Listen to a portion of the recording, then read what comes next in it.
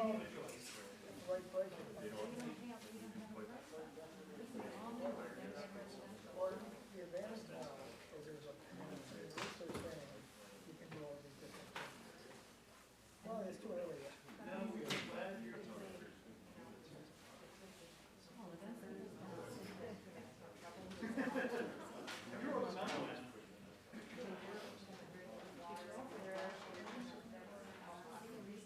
It's totally off the table. I don't know, but if you get more dancing, then you know, bargaining.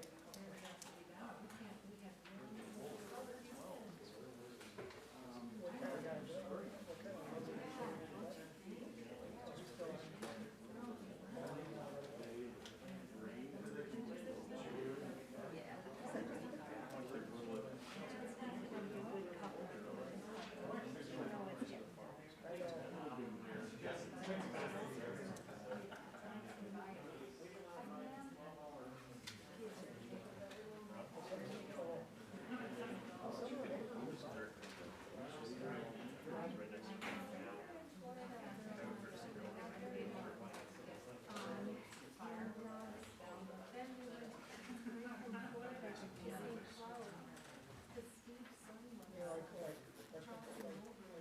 The guy,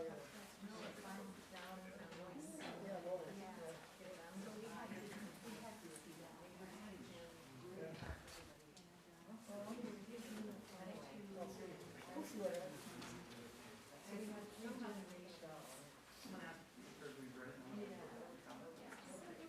You emotional about it?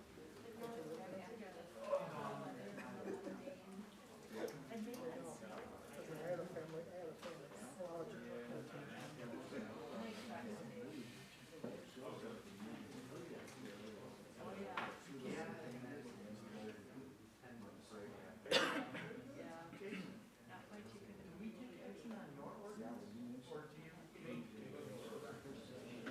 Oh, okay, so yours is the recommendation of the county model.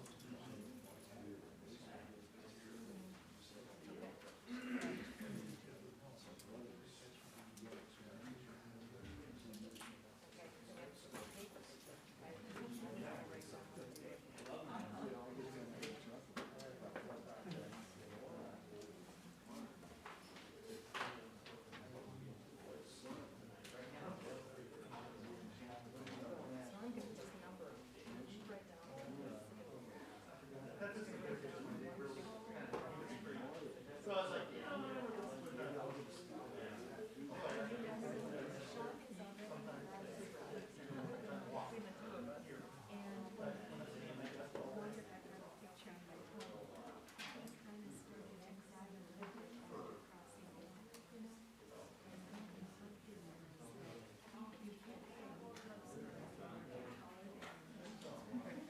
and that kind of made it slower, because I usually don't admit that.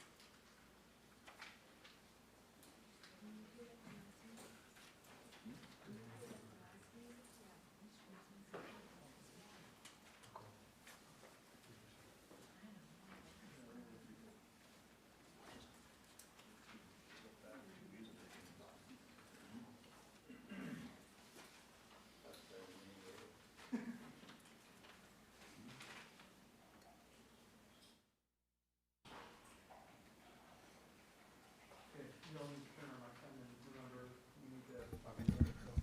People can hear us. Okay, I'll call the meeting to order. I'll stand for the Pledge of Allegiance.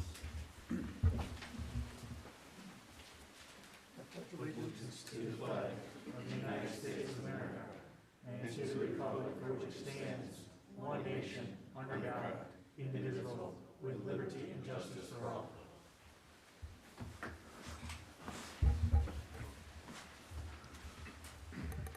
Approval of the minutes of March 2nd, 2021. Motion to approve. Dan did a great job capturing the essence of that meeting, so thank you. Second. All in favor? Aye. Opposed? Communications for discussion and possible action, none, I assume, Tim? None. No, okay. Unfinished business, none. Item 5A, discussion and possible action on an amendment to the town zoning code to create section 17.045R, Plan Development District 1. Couple of preliminary comments. We obviously had the public hearing last week. We've received numerous comments in writing as well. At tonight's meeting, there will be no further public comments, but I would like a unanimous consent to allow Jason Fruth to participate in tonight's meeting as a technical expert and county representative. Acceptable? I'll make a motion to approve. Okay. Second. Okay, all in favor? Aye. Okay, thank you. So starting with Tim Barbeau's memo, I think everyone's read it. I wanted to provide a few high-level comments and then kind of change direction a bit. Obviously, a lot of the comments that we received in the public hearing were very legitimate comments, and I particularly focus on things like traffic, light, water, sewer, sanitation, environmental concerns. And other than what I'll call a light but helpful traffic study that the county did, which at least gave us some rough ideas of traffic count, the reality is you can't do any of that analysis in a vacuum. And the way the ordinance was drafted by the working group is that basically this land remains zoned agricultural until someone brings forth a master development plan to get the zoning changed to the plan development zoning. In that master development plan, as noted in Tim's memo, we require traffic study, we require water study, environmental study. And all of those materials have to be prepared by their experts and reviewed by our experts before a zoning change can be made. And what's important is those studies will be done based on what is actually going to be proposed for the development. So rather than doing it in a vacuum, which would have no value, we basically say it will have to be done based on what's coming in. So I think we've addressed those issues by simply saying, yes, they're important issues. They're in the code. The land cannot be rezoned unless those things are adequately addressed based on what's proposed to go into the land. So there are other, obviously, substantive comments as well as the ordinance itself. And I gave a lot of thought on how to run tonight's meeting, and there's no right way. So I'm going to just put everybody on the spot and say, start on one end of the table. Nicole. So what's kind of your reaction and view on what we've got, where we're at? What are your thoughts? My thoughts on this is that there have been a number of different avenues that the town has taken alongside the county, alongside the neighbors, with regards to how this property should be pulled together. You know, what is the plan, what is the envisionment? And to your point, there is not a master plan that is out there. But I think that with what input has been made, there certainly has been consideration for a number of different factors. There's probably some room for a few tweaks and discussion items, specifically around the density, that should be addressed here within the meeting. But overall, I think that what we have laid out here within this particular section covers a huge deal or a huge amount of those concerns that neighbors have brought forward. So overall, I think that there has been quite a bit already accomplished with just some minor tweaks and discussion points that we should probably clarify tonight. Casey? First off, thank you to county and town staff for helping facilitate the conversation really between the town, county, and shareholders, to include landowners as well as neighbors. I really appreciate the amount of time and effort everyone's put forth in it. as well as heated and really on-point discussion. I do believe this is a really good framework for us to evaluate any potential development in this particular area of the town. As Nicole had suggested, I do think that we have some technical points to address as it relates to density and different usage within the zones. Ed? I think, as I said, back at the first meeting in March, it's a good framework. I appreciate the work group, but that work group was brought together as a private property matter. It was not sanctioned by the town or the town board or the plan commission at that time. It's now come to the plan commission. I feel that we need to do our due diligence as plan commissioners. And with that, definitely a discussion regarding the overall density of the project. I think we owe the neighbors that respect to have that discussion. The Plan Commission has had that discussion for every other development that has happened in the town. So I think that we owe that to the neighbors. Appreciate all the input from the neighbors and the community regarding this development. It's correct and true that this land will still remain A1. It's still going to be agriculture, even if, an ordinance is passed at some point down the road. And, as you stated, until a master development plan comes before us, in a subsequent rezoning and public hearing happens at that time. But I really think that, we owe it to the neighbors to try to protect, zone 3, zone 6, zone 5. I mean, the only one that really can be on the table probably is zone 4.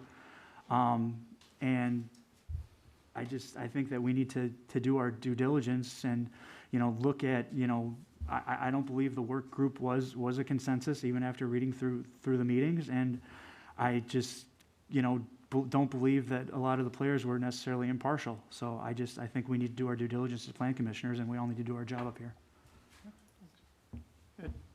Okay. I think it's a good detailed ordinance. It does require some tweaking. We've listened over the last year and a half to the citizens and the neighbors' input. We've incorporated. We've come a long way from where we started, and I think it's an improvement from where we started. So I think the ordinance in front of us can be tweaked in the areas that, again, in the areas of 3, 5, and 6, perhaps 2. But it's a good structure of an ordinance. There's built-in protections down the road where you have public hearings and additional hearings before anything can get actually rezoned with citizen input. And one of the major advantages I see is that we are requiring a master development plan for the entire property, the whole 150 plus acres. It's under one master development plan. So we'll see exactly what everything is being proposed when the developer comes in with the plan. And we'll have more citizen input and more comments and proceed forward. I think it's a good basis. Tim? I think I would agree with what everyone has said thus far. I think we need to really look at density. Water is a hot topic for me, and I think we've heard that loud and clear from the other residents. So it's something I'd like to continue to discuss in detail. I think we learned that light industrial, though some of us who are in the light industrial world think would have been appealing last year. It obviously is not at all what the residents want. And so, it's the optics right now from the town and the county in general have been wonderful as far as sharing compared to years before. And I think that's something that should be acknowledged with all of the upfront and communication that has taken place thanks to Dan getting involved and the county. So I'm looking forward to working on this, and we still have some work to do, but it's a good base to start.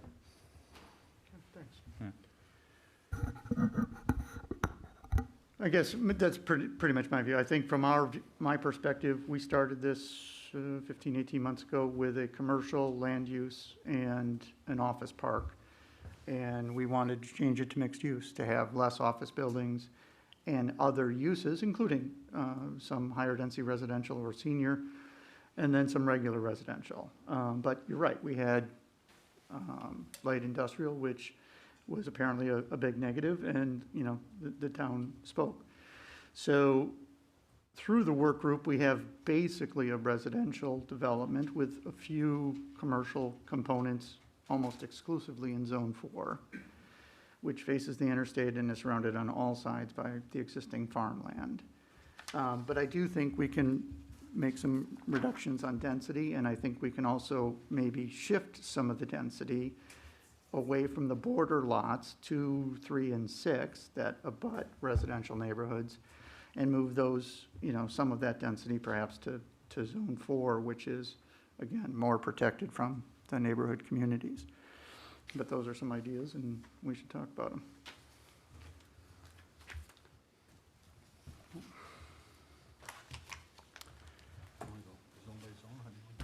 Well, sure. Well, you want to talk about density? I mean, we can start the density conversation. I mean, here's a handout for everybody that I made with the assistance of, you know, Jason. He provided the data.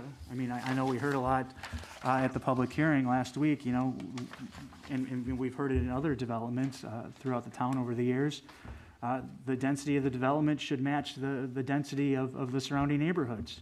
And this is even, you know, probably a little bit generous because the Arbors isn't included in this. But as you can see, according to Jason's calculations, the current Thomas Farm neighborhood units per acre overall, 1.2. Acres per unit, 1.4. As it is proposed today, as the ordinance is written today, it's my understanding 464 units is the maximum density, not including senior.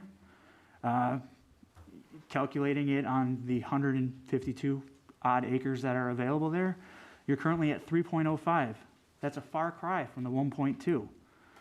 To get closer to the 1.2 or even under 2, you got to knock off at least 164 units and get it down to 3. I personally think it should probably be closer to 1.6, which is 250 units. So, if we want to try to match the neighborhood, I think that's a good starting point. And I'd look to Jason and Tim and other experts to talk to us about that. Or I welcome other plan commissioners to speak and share their concerns or share their input.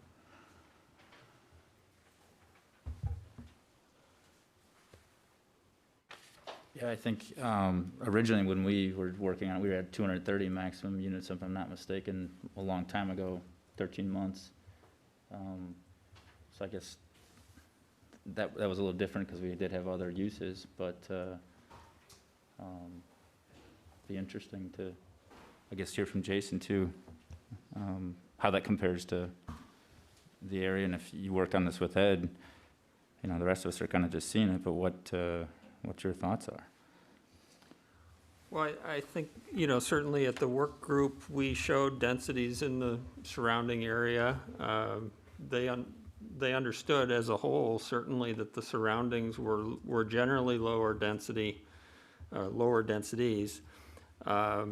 with the exception of High Ridge condominiums, the Gulf Ridge condominium, if you just look at it alone. High Ridge is somewhere around 3 units per acre, but certainly there was understanding and I think concern about the fact that this is an entirely single-family residential area. And accordingly, I think that's why the group brought a plan forward that shows residential use in zones 1, 2, and 3 exclusively, and nothing more than single-family or condominium. And I think one of the aspects when maximum units per acre is put on a map like this, there's that secondary exercise of looking and understanding, well, what's the real carrying capacity of each of these zones? And that might be something you want to spend a little bit of time on in Zone 3 as a for instance, it's my feeling that the true carrying capacity is probably closer to around 38 lots versus, 49? I don't remember the exact count, but it's considerably lower when you start to look at the dimensions. And so if that's the case, and there's a desire on the part of the committee to look at ratcheting density down a bit, those might be easy places to start. And I also think it's worth looking at in Zone 2 as a for instance, the 3 units per acre was an attempt to have an appropriate density count relative to condominiums in part. Again, High Ridge is right at about that number. And the work group spent a lot of time talking about the condominium form of ownership in that particular area because of the way it backs up to the woods. So another, I would urge you as you're wrestling with these decisions, maybe it's appropriate to question whether single-family lots versus condominium form of ownership. There might be a perception from a planning perspective, you might actually get higher quality buildings with a condominium form of ownership than you would with narrow single-family lots. And so those are all kind of forks in the road for you to think about. Jason, can I ask you or Tim or both, if, right now the ordinance, I think, is written in units per acre in each zone, but your chart has a approximation, probably pretty accurate, but it may be off by a lot or two, of the number of lots.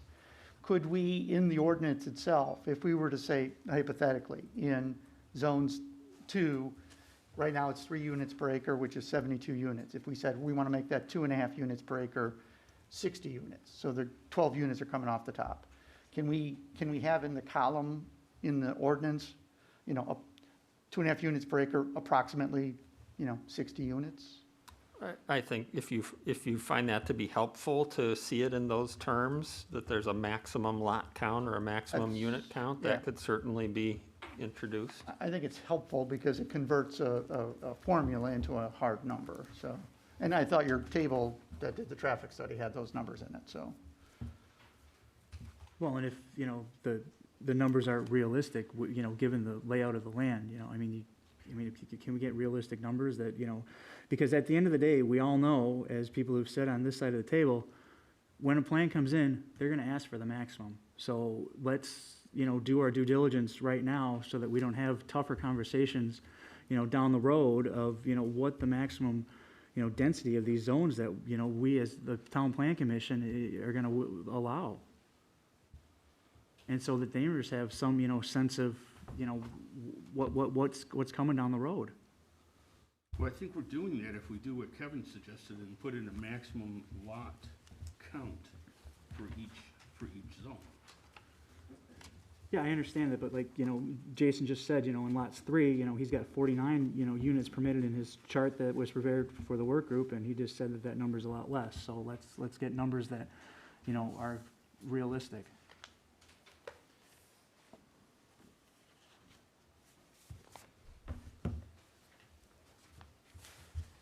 Would the other way to come at that would be to increase the average lot size from currently a quarter to roughly a half acre, as opposed to basing the equation off the number of units per acre? Well, I think as you try and react to what you've heard from public comments, I think that's a bit of a question for you to diagnose. Is the concern about actual unit count? And if so, what about it? Is it the traffic that comes with the units? Is it the appearance of homes on more narrow lots? What problem are you trying to solve? And I'll be honest, Zone 2 and Zone 3, I was a bit surprised that the work group went as narrow or as small with the lot sizes as they chose to. The reasons being offered for that was an attempt to mitigate some of the on-site factors such as bedrock, which is a cost driver in Zone 2 in particular. In Zone 3, that's a piece of property that's planned right now for commercial and office-type use and reasonably close to I-94, and I think the thought was that it's a transitional opportunity. I think it was also a recognition on the part of the work group that the neighborhood representatives sitting at the table really liked the idea of as much single-family as possible. And I think some of the developer crowd didn't think single-family was necessarily a logical use in the south part of the zone, and so their compromise was, okay, single family, but if you're gonna do that, it should be a bit more dense.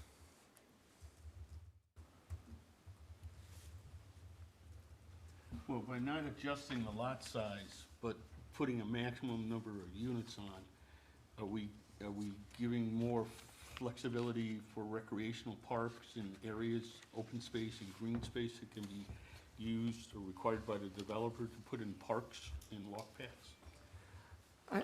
I think there's room for, the group only contemplated some sort of a pocket park was kind of their thinking. I think they wanted to defer to you as plan commissioners and board members to think about what amenities you'd like to see, what size. There was discussion about that it would be desirable to have the park space occur in areas already allocated to open space. So in other words, if there's a wooded area that the park could be tucked into, that was viewed as desirable amongst the work group members. I think to get back to the lot size or density, if you're tweaking lot size, you're automatically going to drive density a different direction, a lower direction.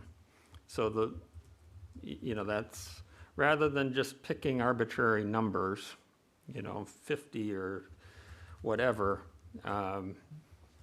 you might want to take a look at, well, what would we expect would happen if the lot size was 15,000 rather than 10, or some, pick some other numbers to play around with. Well, I mean, to answer Jason's question, I think, the answer is all the above. Tweaking the lot size, which 10,000, city lots just doesn't make any sense. You look at High Ridge, they're at least 15, my gut says it should be, minimum at least 15, 20. And then, it's a combination of once you tweak lot size, then you gotta tweak the density. So we gotta, break out our calculators and our spreadsheets and, do some analysis and, take the emotion out of it and make some data-driven decisions based on the numbers. So, I mean, that's why I handed the chart out as a starting point. If I could just add, we researched after the committee gravitated towards making smaller lots an option. We looked at a number of examples, Pabst Farms being probably the most well-known. And if you look at the lot size scheme in Pabst Farms, there's a broad range. There's, 4 different types of lots available on down to below 10,000 square feet. And so there's all the way up to, half acre or more on the fringes, kind of like Zone 1. There was an attempt in Summit to match and be transitional. So that's something to look at in Zones 2 and 3.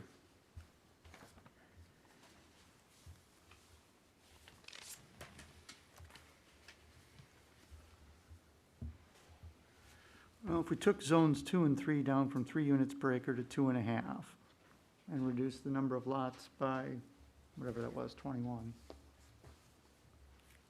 in those 2 lots, those 2 districts.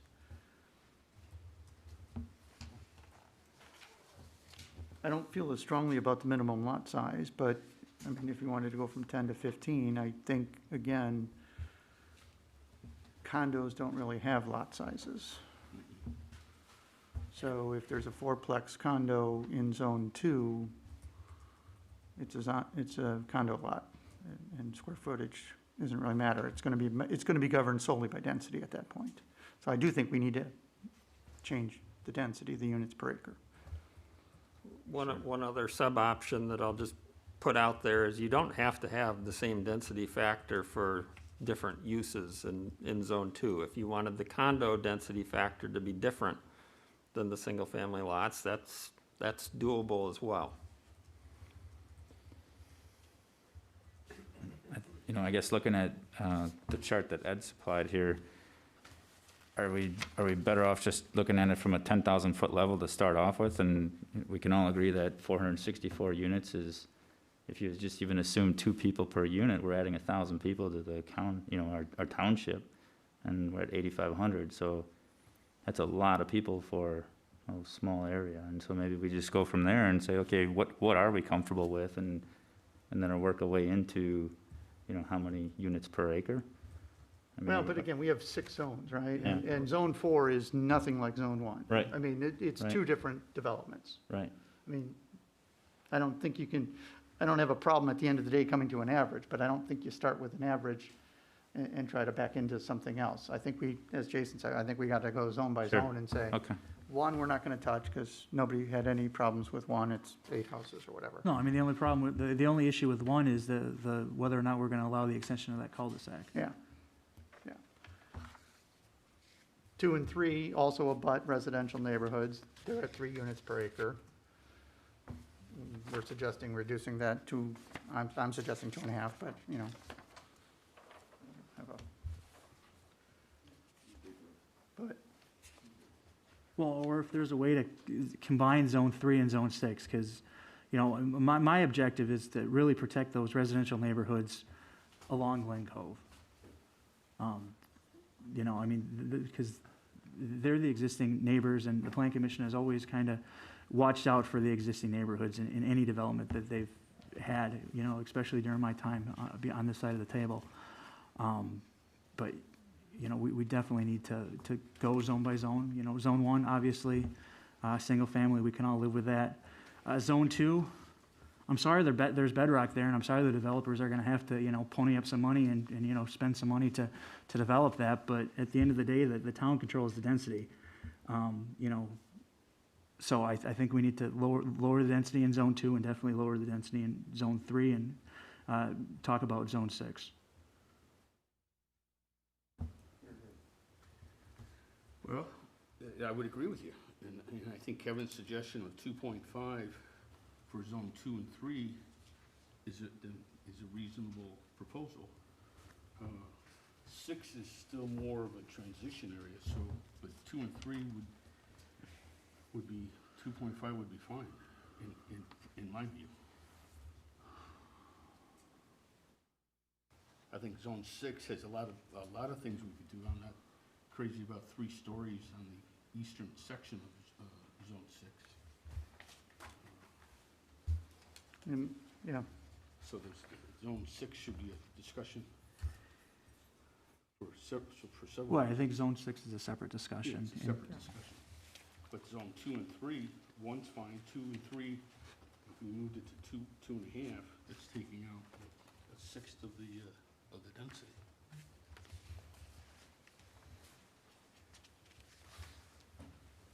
And it still may not be that much, depending on how much of zone 3 can actually be developed, according to Jason.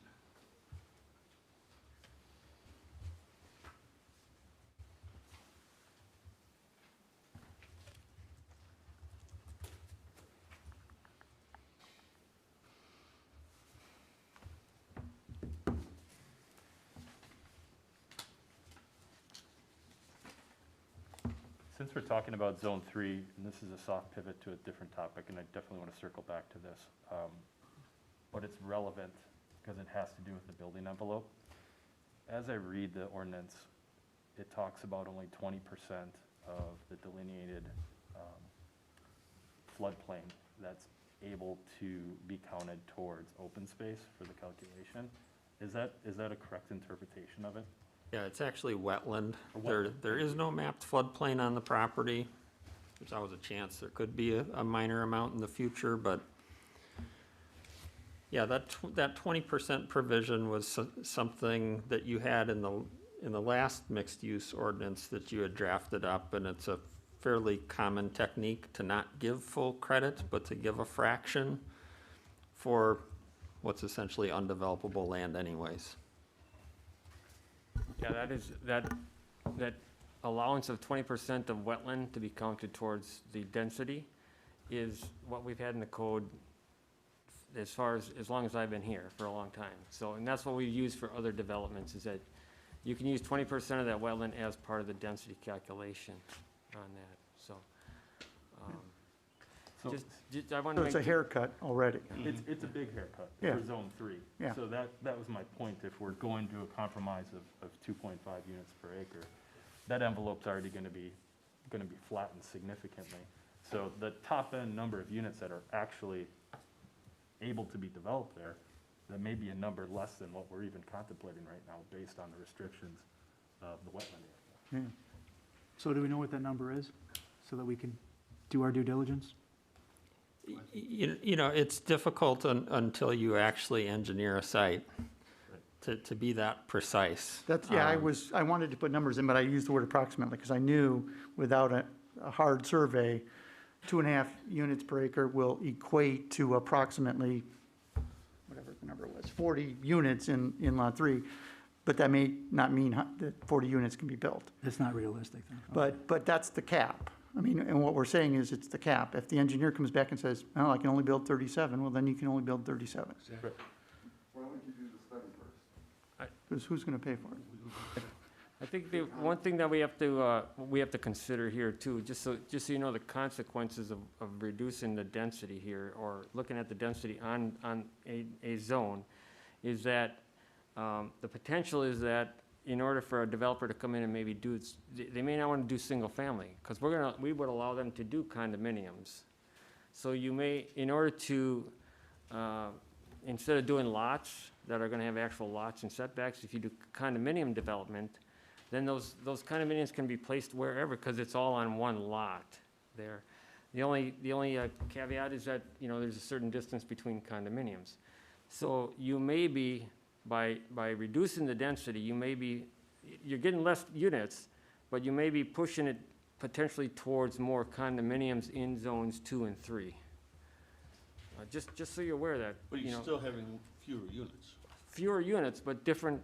Once again, are you looking for single family, or are you looking for condos, or a mix?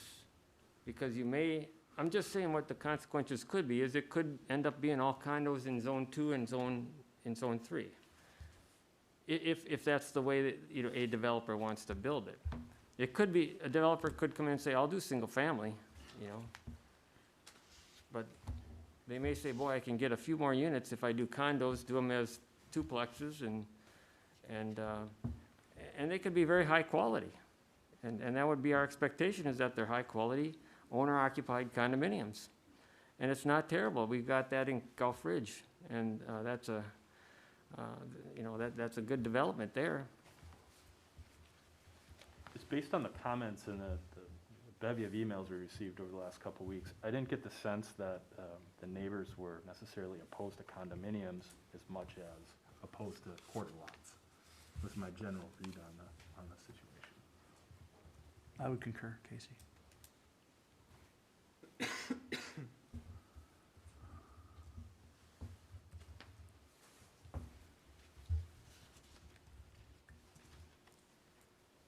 So is there a consensus to take 3 units per acre to 2.5 and reduce the number count accordingly?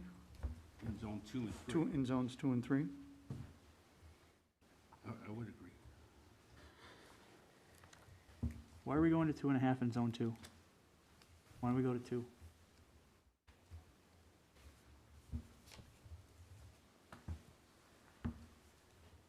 I can share with you, you know, the discussion of the work group on that. We brought a good number of luxury condominium projects to the committee. High Ridge being one that I'll lump into that category, but we had projects at Pabst Farms, the Glen of Sussex, just north of the Pewaukee line. And the densities that we saw in those projects does sometimes get up to 4 units per acre. And so the discussion amongst the work group, the developer who sat with us said that they prefer to be at around 4 for that type of condominium development to make it work. But again, the reason that the group gravitated more towards 3 was consideration of those densities that are immediately to the east, and trying to match that just a little bit better. One other thing just to keep in mind, and that's why I ask, what problem are we trying to solve as we look at different sub-options? Just remember that multifamily, whether it's larger buildings or smaller buildings, has a little bit lower traffic count per unit than single family. So that's just something to always keep in mind, that single family is the highest trip generator of the different residential use types. Not by a ton as compared to condominiums, but still a little bit higher, again, mostly because school-age children and that sort of thing, larger households generate traffic.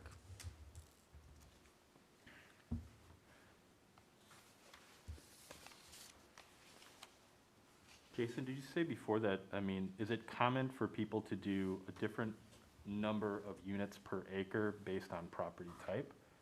So in this particular case, if the work group suggested 3 units per acre because they like the idea of high-end condos, is there anything preventing us from doing 3 units per acre for condos and 2 units per acre for single-family residential? I don't think there's anything preventing that as an option. If you think about how multifamily or condos are done in different parts of the county, for instance, is that they were thinking about smaller lots, higher density, single family as an alternative. I think many of the work group members, at least the developer members, favored the condominium option. And so again, you're gonna see single family throughout as you get into the south zones. Single family was put on the map because nobody wanted to rule it out, because everybody likes the single family use.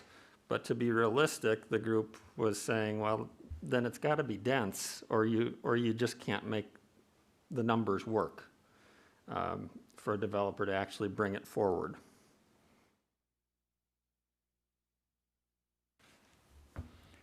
Well, to get to Casey's question, would we be better off doing 2.5 units on zone 2 for condominiums, and then 2 units an acre for homes? That's the specific question. I think that could be a reasonable approach. That gets to half-acre lots, right, for single-family residential, what everybody wants. I guess going to there, we'll have to decide the lot size. Once again, density, 2 units per acre density, you would say, yes, it would equate out. Yeah. Yep. But in a lot of subdivisions that we have, that we have open space, we would always have, the density calculation would be one thing, the lot size would be something else. And then the difference in the balance would be additional open space. And I'll call it additional open space other than what's set aside already in the environmental corridors and things like that, that we know we're gonna have. So that's the benefit of the smaller lots as well, is that, if you take the difference or the shrinkage of the lot, you get that technically an open space if you're maxing your density out. So they could actually have a bigger buffer than. So you're recommending It depends clustering? on, once again, it goes to the design, and when someone's designing it and you put it in significant places. The significant place might be right along Elmhurst. Maybe that buffer that we're kind of set right now becomes a lot larger because someone can do open space right along Elmhurst. I'm not saying that that's where it's gonna go. That's gonna be up to that detailed, specific development plan that the developer comes in with and says, the way everything works out, I'm gonna put my open space closer to the road. Or the plan commission can force it that way during our discussion to say, if you got open space, let's put it out where it's gonna be significant. And that might be closer to Elmhurst.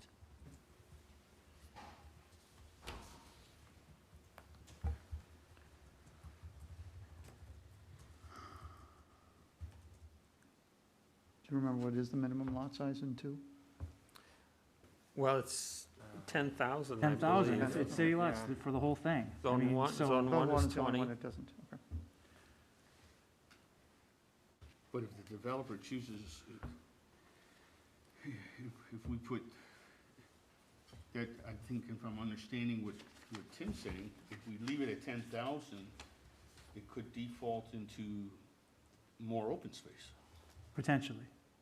Well, the smaller the lot is, the guarantee there will be of open space. Yeah. If you're assuming you need 22,000 feet for a dwelling unit and you're using 10,000 for the lot, you're gonna create 12,000 of green space. Green space. Which seems to make sense based on the comments and the feedback from the work group. If this is gonna be high-end condominiums based on the environmental corridor, all those condos are gonna wanna be pushed up against the environmental corridor, which would create a larger open space Along Elmhurst. along Elmhurst. Which is what I think the neighbors in the plan commission desire. Right. Yeah, I would agree. Correct.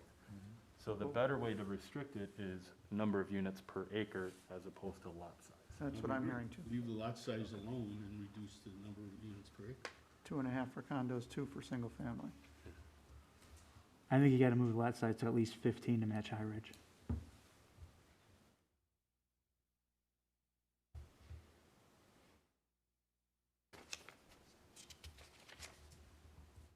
Is the 15,000 at High Ridge? Because these are condos at High Ridge, so I didn't think they had Yeah, lot sizes. there's, Or are we saying there's not a relevant lot size per unit there because they've got shared space. There's 4 units on a single parcel, so it's just not, lot size isn't relevant in a condo project. Yeah, okay.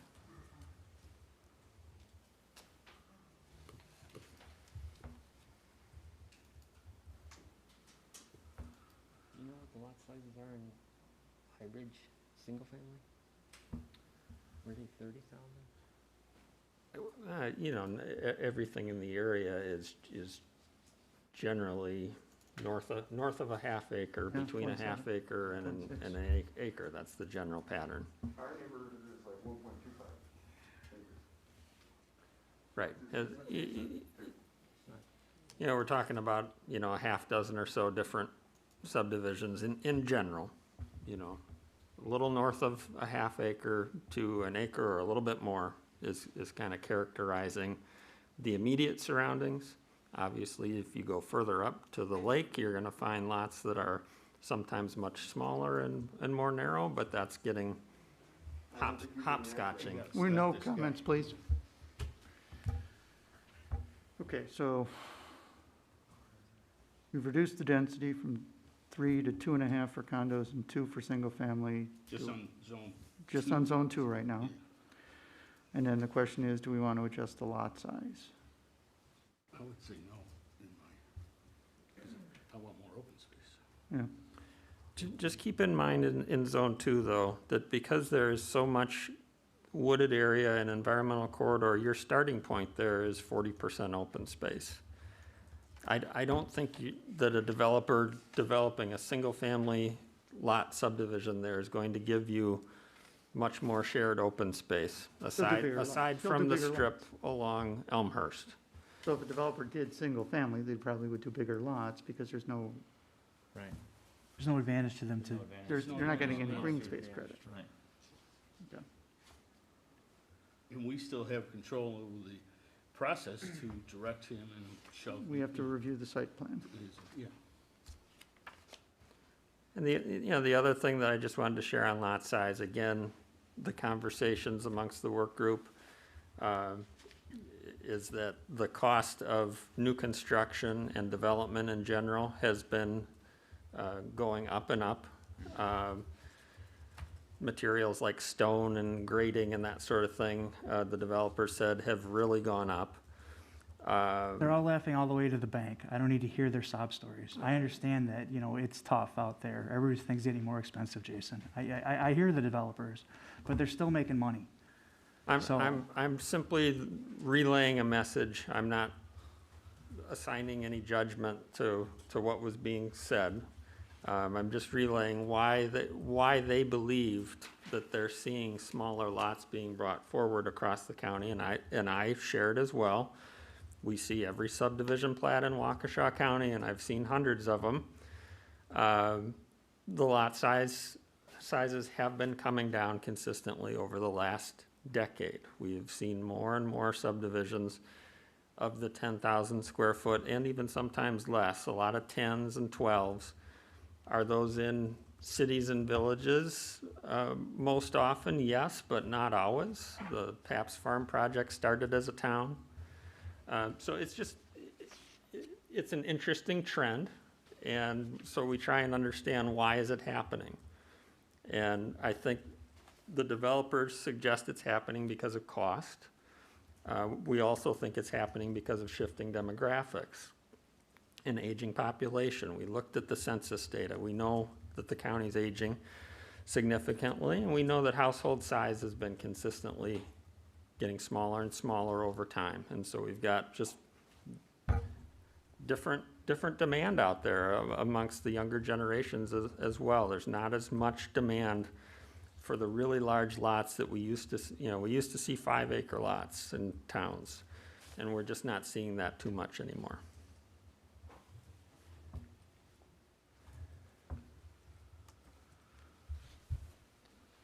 So then is there any harm in going to the 15,000 for condominiums? I guess if we're looking back at zone 2, I don't, For houses, you're saying? no, it's 20,000 for single family dwelling for houses. Well, I right? think you're only talking about lot size when you're talking about single-family lots. For condos, you're purely talking about density. Sure. Yeah. Right. And the lot size for single family is a minimum of 10, but they Right. can make it larger. They can, yeah. Are we I guess my question, yes. Are we hurting ourselves by keeping it at 10, or are we just giving ourselves more flexibility down the road? Thank you. The number of units can't increase. The numbers of units aren't gonna increase, exactly right. We're controlling it.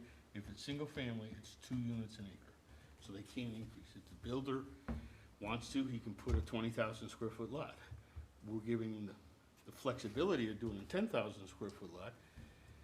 And if he does that, then we can have more green space along Elmhurst, and we can have bigger open areas and everything. So to me, we're giving ourselves more flexibility down the road by leaving it at 10,000 square feet, but you're the expert.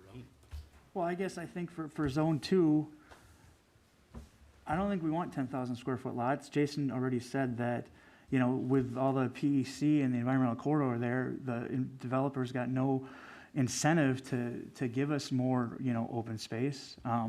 It's a policy issue. Do we want 10,000 square foot lots in zone 2? I personally don't want 10,000 square foot lots in zone 2. I think we want a little bit bigger lot in there, just for the aesthetics of the town.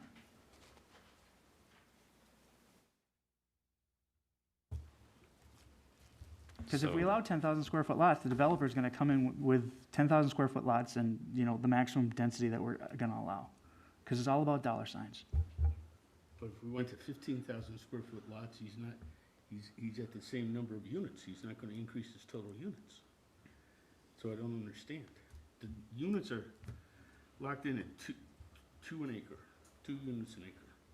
Well, it's just gonna be a matter of how close all the houses are together and what what's gonna look like.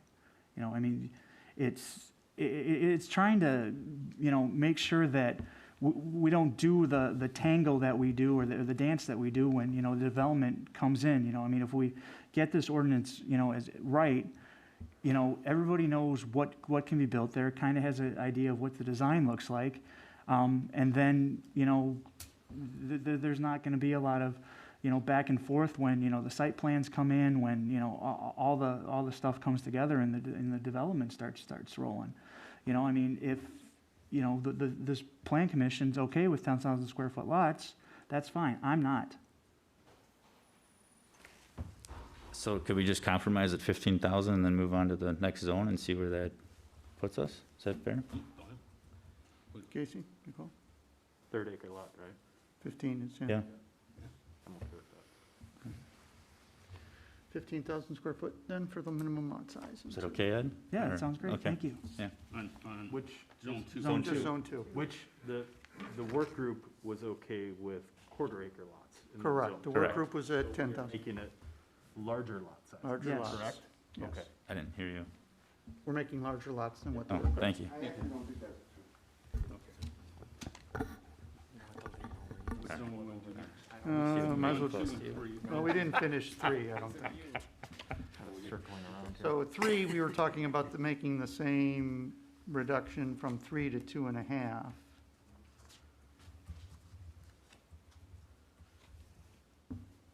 But do we want to do the same split for single family versus condos that we just did in zone 2? I think so. I mean, 2 and 3 are otherwise pretty much treated the same in all respects. So is everyone okay making the same changes to zone 3 that we just made to zone 2? 2.5 for condos, 2 for single family, 15,000 square foot lots? The only caveat I will make when we talk about zone 3 is that it's my understanding that there's gonna be an ingress and an egress from zone 3 in and off of Glen Cove. Glen Cove is a dead-end road, so all that traffic is gonna stack on Glen Cove trying to get onto Gulf. Versus zone 2, there's an ingress and egress out of Elmhurst to Oakton, and then, I mean, there's 2 exits out of, if they need to get out of that area. So I think, when we talk about zone 3, we need to be cognizant of the density there and cognizant of the traffic that we are potentially dumping onto Glen Cove Road. Well, subject to us not wanting to allow cut-throughs, I'm not sure zone 3 couldn't go through 4 or 6 and connect to Gulf as well. I mean, I we're would not, not be opposed to that, but I think, as we look at this and, put on our plan commissioner hats, we need to think about that. right. And- All I'm and- saying is, I'm not sure zone 2 had another access, well, it theoretically could go through lot 5, but. Well, I'm just saying that Elmhurst. It wouldn't be a big stretch to have zone 3 connect through 4 or 6 to Gulf Road. I just want to remind you that when we took the question of access to Gulf Road to our public works staff and asked how many access points can we get here? Yeah. Because everyone likes the idea of direct access to the county trunk. The answer back was 2, maybe 3, pending detailed traffic analysis, with the caveat that there must also be access from the local roads. And so Public Works is expecting that there will be an access, 1, on Glen Cove Road. So I guess if we're talking about access, I was looking at, this is a question for you of Crooked Creek. Could that be the Glen Cove access going into zone 1 and up into zone 4 or zone 2? Because I think when we're trying to limit the cut through, that maybe someone when they were younger and had to go to that stop sign, if there was a bunch of cars backed up, would cut through Crooked Creek and get onto Maple Avenue. I'm not saying that was me, but we could potentially look at making sure that the access to Glen Cove is off of Crooked Creek and it's really far north, so that no one would even recognize that as an opportunity to cut through to get onto Maple. But then you gotta have a second exit out of zone 1, and we didn't think that was possible because of the environmental corridor. Yeah, zone 1 connectedness was talked about quite a lot. Okay. And the group dismissed an easterly extension from zone 1 to zone 2 because A, it would be extremely disruptive to the environmental corridor. 2, it would be expensive to build. You wouldn't have any units either side of it because it's mandated to be open space. And so it was deemed a non-starter to connect anything other than a cul-de-sac extension of Crooked Creek Road. Okay, thank you. And if I recall correctly, the residents were pretty opposed to any cut-throughs. They didn't want to be able to drive from Glen Cove all the way to Elmhurst going through the subdivision. They didn't want cut-throughs. So I guess that goes back to Ed's point then, that zone 3 would most likely be some form of a connection to Glen Cove. There's gonna be a road entrance on some portion of 3 or 6 along Okay. Glen Cove. And normally you line up roads, so it logically would be kind of where that red star is. Yours isn't colored, Right. but that would then service the zone 3. But what I'm suggesting is zone 3 could have an exit to the east and then the south out to Gulf Road. So that if you lived in zone 3, you wouldn't necessarily ever go out to Glen Cove. Right. You'd go directly to Gulf Road. By going through zone 6. Okay. Yeah. I think that would be I just wanted to bring it up as we talk about the density of Zone 3, talking about dumping all those extra cars onto Glen Cove. I don't want Zone 3 to be a cul-de-sac like Zone 1. No, I don't want it to cul-de-sac like Zone 1. I mean, So it has to either have 2 entrances on Glen Cove, which would be stupid, right. or it's got to have one on Glen Cove and one on Gulf. Which would make sense, because it could piggyback. It'll pick up whatever the density is in Zone 6, Zone 6. which will all dump out on Gulf Road at one of the 2 or 3 entrance points on Gulf. So I know we talk a little bit about the road survey in the ordinance. Do we want to get that specific? I mean, we do approve Crooked Creek being extended. We have other rules about cul-de-sacs not being more than 1,000 feet long. Do we want to include language that Zone 3 should have 2 points of egress, one of which shall be on Gulf Road? I think we've got language that calls for connectedness Yeah. Across. And we have to approve the roadmap zones. before the zoning change can be made. That's right. And again, I just think, I think it's been set forth in an acceptable manner in the ordinance, and there's also discussion of traffic calming techniques so as to prevent the cut-throughs and what have you. And so our public works staff, along with Tim, can work collaboratively on that to ensure that there's not, an unintended consequence of cut-throughs.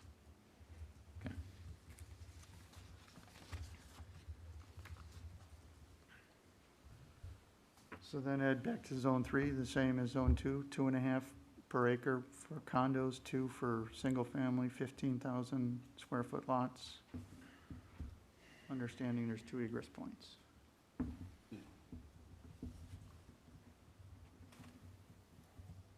So 16.2 developable acres times 2, so we're talking 40 units potentially permitted in Zone 3? What was your number? 40? If it's all condos, yeah.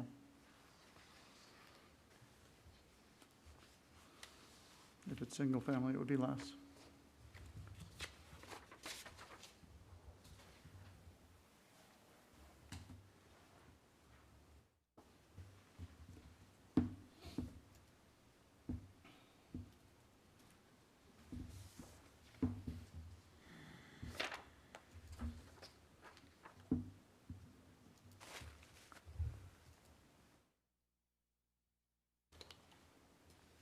We want to move on to 6. I was doing some final math.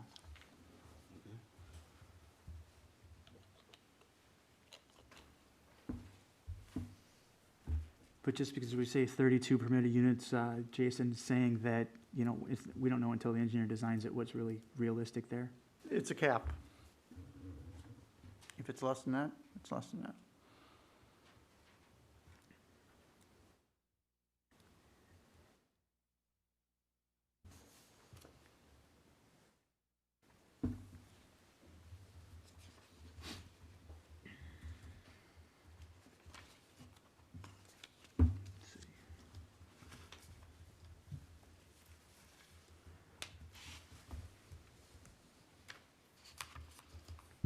I think we should go 1.5 for single family in Zone 3.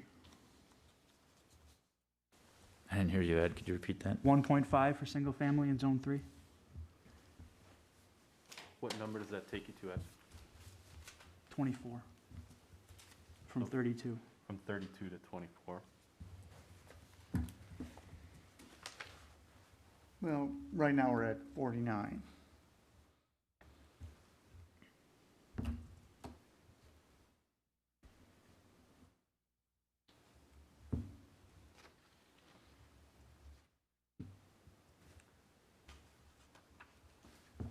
But does that calculation take into consideration the corridor, which is not developable?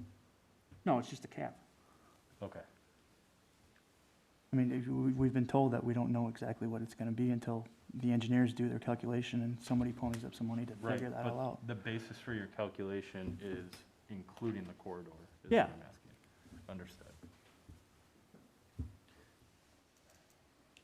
Which we know a good portion is not buildable. Exactly. Correct. So So if we squeeze down too tight, even though we're saying a maximum amount of 40, in reality, that number could be a half or a third of that, based on the corridor. But if we go to 1.5 units and the max is 24, and the corridor makes that indevelopable, now we're talking 20? I don't know. Keep in mind that all the numbers that were presented to the work group and you were based upon developable acres and split environmental corridor off to the side. Environmental corridor, upland environmental corridor achieves a density of 1 dwelling unit per 5 upland acres. So, as a for instance, in zone 3, that equates to all of 1/2 unit. The environmental corridor gets you 1/2 unit, that's it. So all the numbers were run based on the assumption that the corridor is preserved in its entirety. The developable number of units is based upon 16.2 acres that's outside the corridor. And that's the number I'm using. I'm using the 16.2 times the 1.5 to get to the 24. Got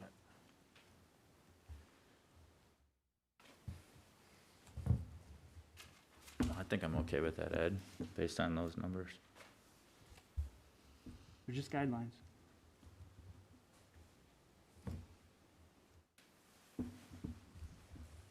Or do we just go to 2? Not sure I'm understanding why we would treat zone 3 as different than zone 2. That's a good point. I think also I just want to share a couple more things that are kind of big picture. And remember that there was a landscape buffer scheme developed around the perimeter of the property. And zone 3 and zone 6 both have a 75-foot buffer that's provided along this west edge. And I think something you'll want to be thinking about a little bit is every time you are, looking at densities and changes and what have you, just keep in mind that the plan was put together holistically, meaning that with a pretty solid density count and what have you, it's reasonable to ask the developer to provide things like that and to provide a pedestrian path that transcends the property and connects to Lake Country Trail and preserving all of the environmental corridor 100% and preserving the tree lines.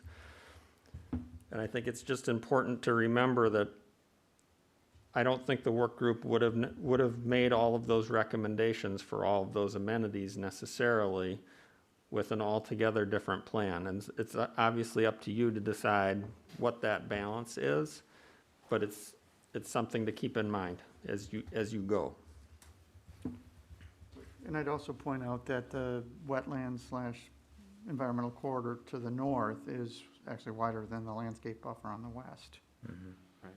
providing further protection and distance from Crooked Creek. I mean, is your concern mostly to the neighborhood to the west, Ed?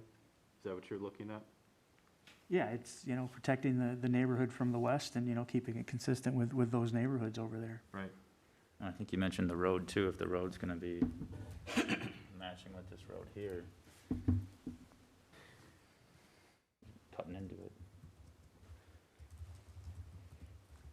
Jason, is a 75-foot wide landscaping buffer, is that consistent with new developments that you've looked at? Have you seen buffers be wider than 75 foot, or is that pretty standard?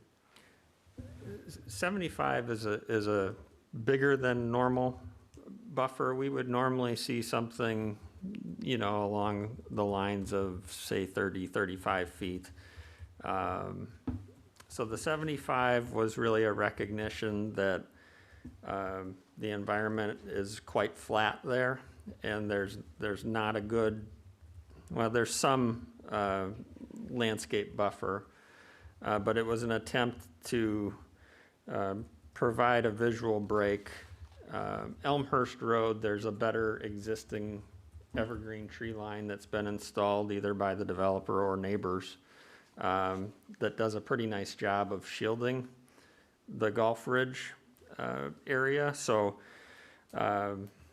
we did have, are there examples of buffers bigger than that? Yes, we used one in Summit that was a 100-foot buffer that was provided between a large senior project in an existing single-family subdivision. Why 75? We did look at the outlot. There's a narrow outlot just to the west of Glen Cove Road that happens to be, I don't know, 67 feet, something like that in width. So 75 is even better than what's provided on the west side of the road. That was kind of the rationale. There is also a little bit of road right-of-way that'll get dedicated for Glen Cove Road, another 8 feet, I think. So it's really 75 plus 8.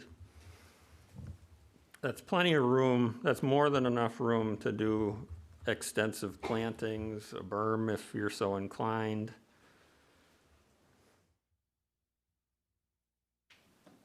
Thank you. This is High Point, what's that subdivision? Brookstone?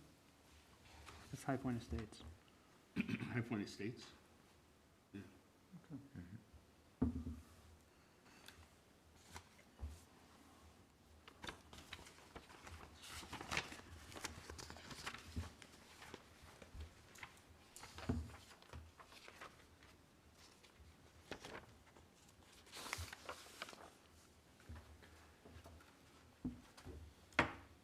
It's currently at 1.2 acres per unit. Should we try 2, compromise on 2 versus 2.5? Well, we were at 2.5 for condos. The question was, are we going to 2 for single family and keeping it the same as section 2? Or Ed wanted to go to 1.5?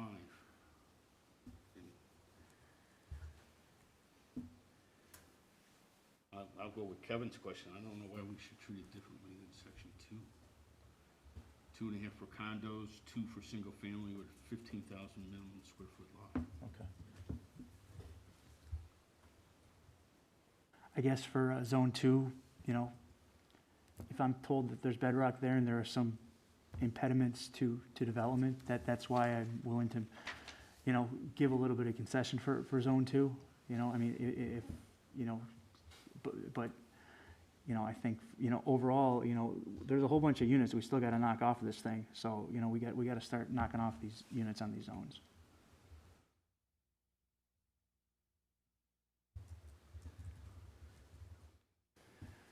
The other thing we could consider, and this goes into our conversation when we eventually get to Zone 6, is increasing the 75-foot wide landscaping buffer to 100 feet or something along those lines to further provide a buffer to the residential dwellings to the west, especially if Zone 6 stays higher concentration as it's currently outlined. That will further squeeze the building envelope in Zone 3, which should decrease the total amount of rooftops that are able to be put there.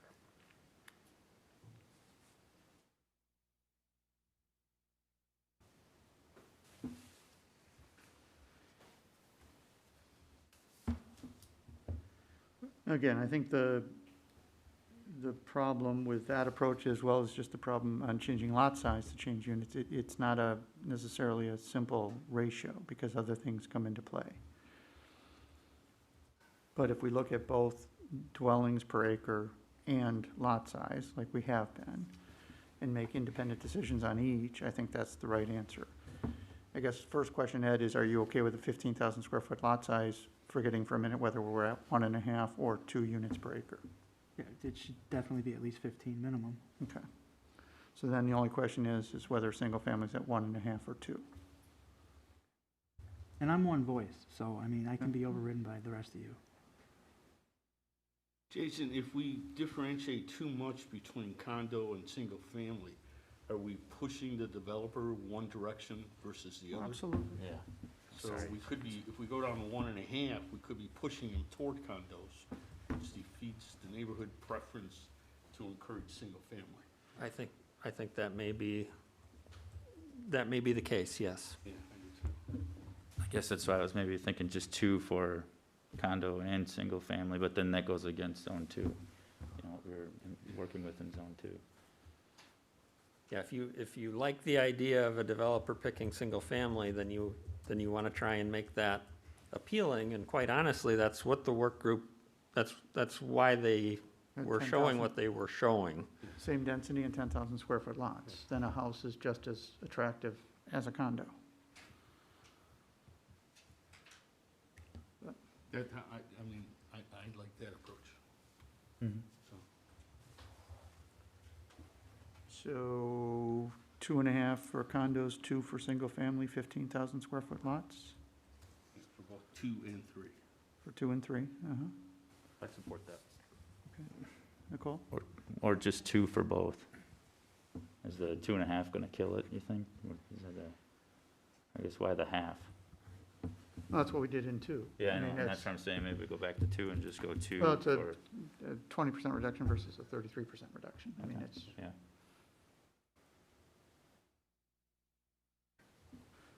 Ed, you may feel free to vote no. I'd like to see further reductions, I mean, overall. And we got to start with, 2 and 3 and, to get this number down to something that we can all live with. So. Okay. I'd like to see lower density in zone 3. It's too dense.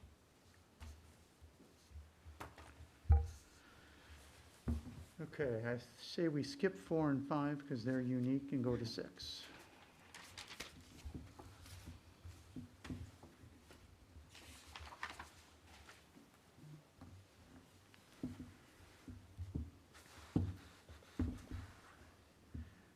Perhaps 2 easy comments. Does anyone want 3-story in zone 6? No, No. No. Okay. Move the line. It's 500 feet from the road, just move it to the end of lot 6. just turn it pink. No. The next question is, does anybody really want senior living in zone 6? No. Well, No. I don't think it matters necessarily, because if we define senior living to be compliant with the other density requirements, do we care if a senior facility owns a 4-plex in zone 6 as a transition to a senior extended care facility in zone 4? It's a 4-unit condo that is, could be single family or it could be senior. It's just a question of who owns it. So I would say senior in 6 is fine, but it has to comply with the residential single-family building code limitations. But you can call it senior, or you could have it owned by a senior facility. Makes sense. So then it's just a question of number of units per acre. So then we're back to, Right. yeah, I mean, they have 4 units per acre and 4 units per building.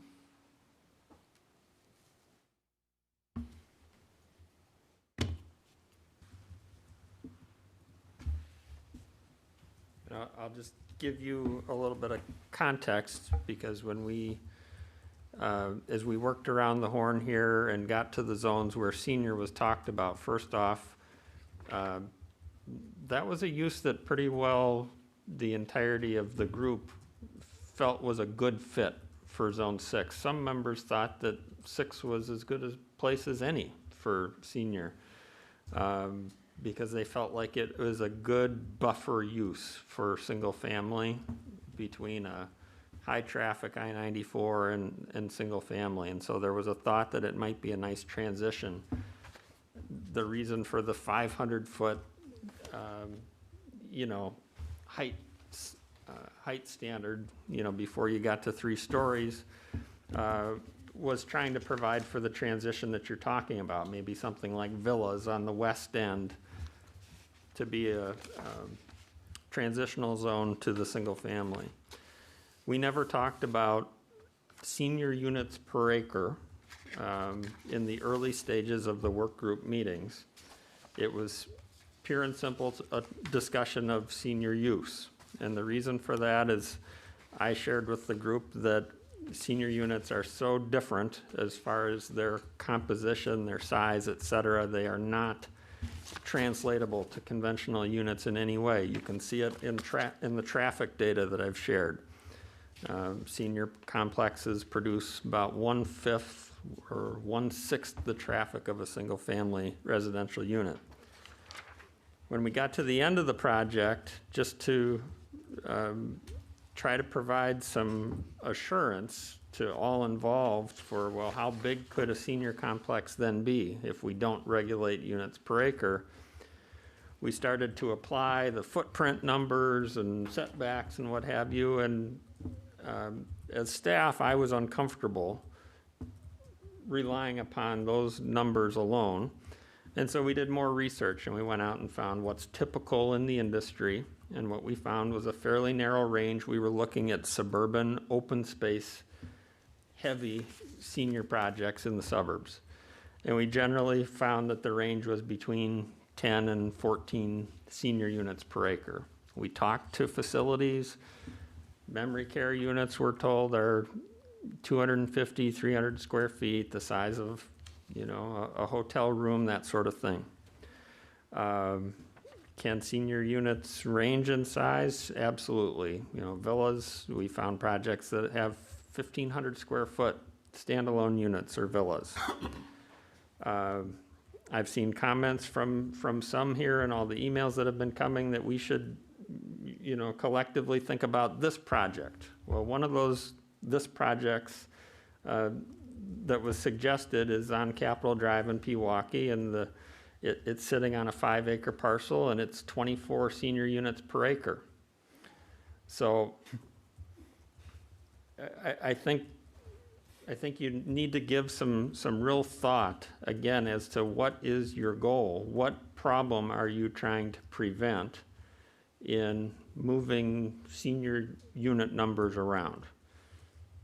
If it's building height, well, then we should talk about building height, not units per acre. When we talk about office, I would suggest we shouldn't talk about cubicles per acre. That's not how that use is dealt with. And so I think it's important, you know, to have a real thoughtful dialogue about that particular use type. Thanks, Jason.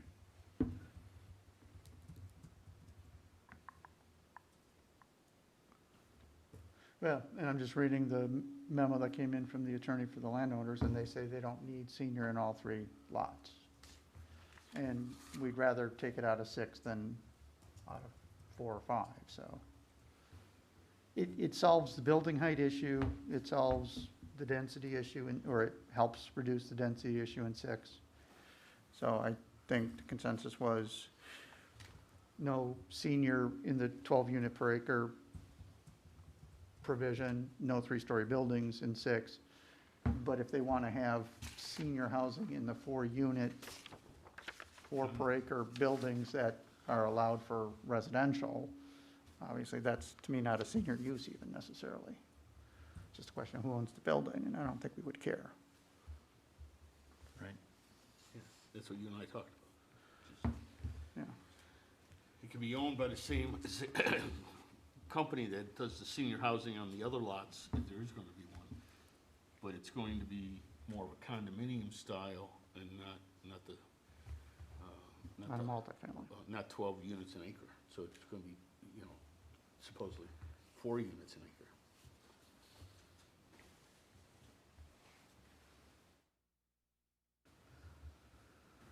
That seems to make good sense. Yeah, so basically we're just making sure we're not 3 stories. And Not then, 5 stories and Not 12 units per acre. right. So So the conclusion of that is that there's no senior housing in 6, so then the It can only be use senior is. housing. Pardon? It can be classified as senior housing. It's just senior housing at a 4 unit per acre density and not the 12 unit per acre density that's allowed on 4. So for zone 6, we would allow 4 units, we're just talking about condos, Yeah, basically. basically, Condos, that's what I was Yeah. getting at. we've Right. got 60 units. We're either gonna have condos there or single family at the corner of Glen Cove and Gulf Road, That's what we're going to have. 50 feet from the highway. I don't think we would allow it 50 feet from the highway. I think there's got to be some kind of a buffer. I mean, We have a at the end of the, 25-foot buffer, Ed. Right, we're gonna have a 25, but if we wanna make more of a buffer, we can do that, but, I mean, you're Well- backing things in. Usually what we see is when you have, you know, highways, and good planning would say if you got highways and frontage roads, then you have a buffer of typically if it's multifamily or commercial of some sort, before you get to the single family. That's the thinking of the work group there, to buffer some of that, and senior housing, is a way to do that in a way that's not, it's still residential, it's senior housing residential. And it's those units. My issue all along has always been, let's not have single-family homes along the highway. Mhm. Now, I guess I don't know if we'd see a high-end condominium right on the corner there, even with a buffer. So, I'm concerned about the property values, of something that's maybe not high quality, because we may not get high quality. That's the thinking that is what, if we don't have senior housing, and I'm not saying, once again, it's an option, it's not, if a developer wants to come in and do it, we'll have to think about that as to whether, can they keep the values up, and what are they gonna have landscaping around it to buffer it from the highway? But I think it's an issue of, are we gonna be able to maintain values up along the highway there? But at least half of Zone 6 isn't senior housing. With the 500-foot, I don't know how wide Zone No, 6 is. it could be. I guess when you're talking senior housing, a lot of times they come in as a complex, and I think Jason said villas, So you're saying it's 12 units per acre, you but have- it's 2 stories? You have multiple uses on that particular site. You're gonna have some, the ones I've seen, you have villas, then you have maybe some, the next care unit, that might be a little bit more dense, and then memory care is, is typically a larger building that has smaller units within that building. And that building would be pushed way to the east, we would think, in Zone 6. That's the thinking. I don't know if you can. Well, expound on I'll what just you're share, talking and this was the challenge all the way across the south zones, is you start running out of uses, you start running out of viable uses. And so the developers in the group, one of whom does luxury condos, said, I don't think I would be able to market luxury condos right along the frontage. Now, High Ridge Condos is right along the frontage, but the grade is a little more, the grades are more desirable there. They're tucked in a little bit. Could some berming be done and maybe make that a little bit better in Zone 6? Perhaps, but it's flat as a board today. We had multiple individuals in the room who do single family who said they would never entertain doing single family in Zone 6 or the south part of 4 or 5 because of the highway.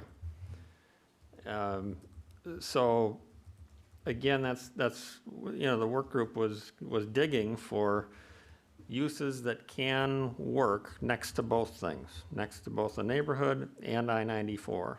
And your list ends up being relatively short.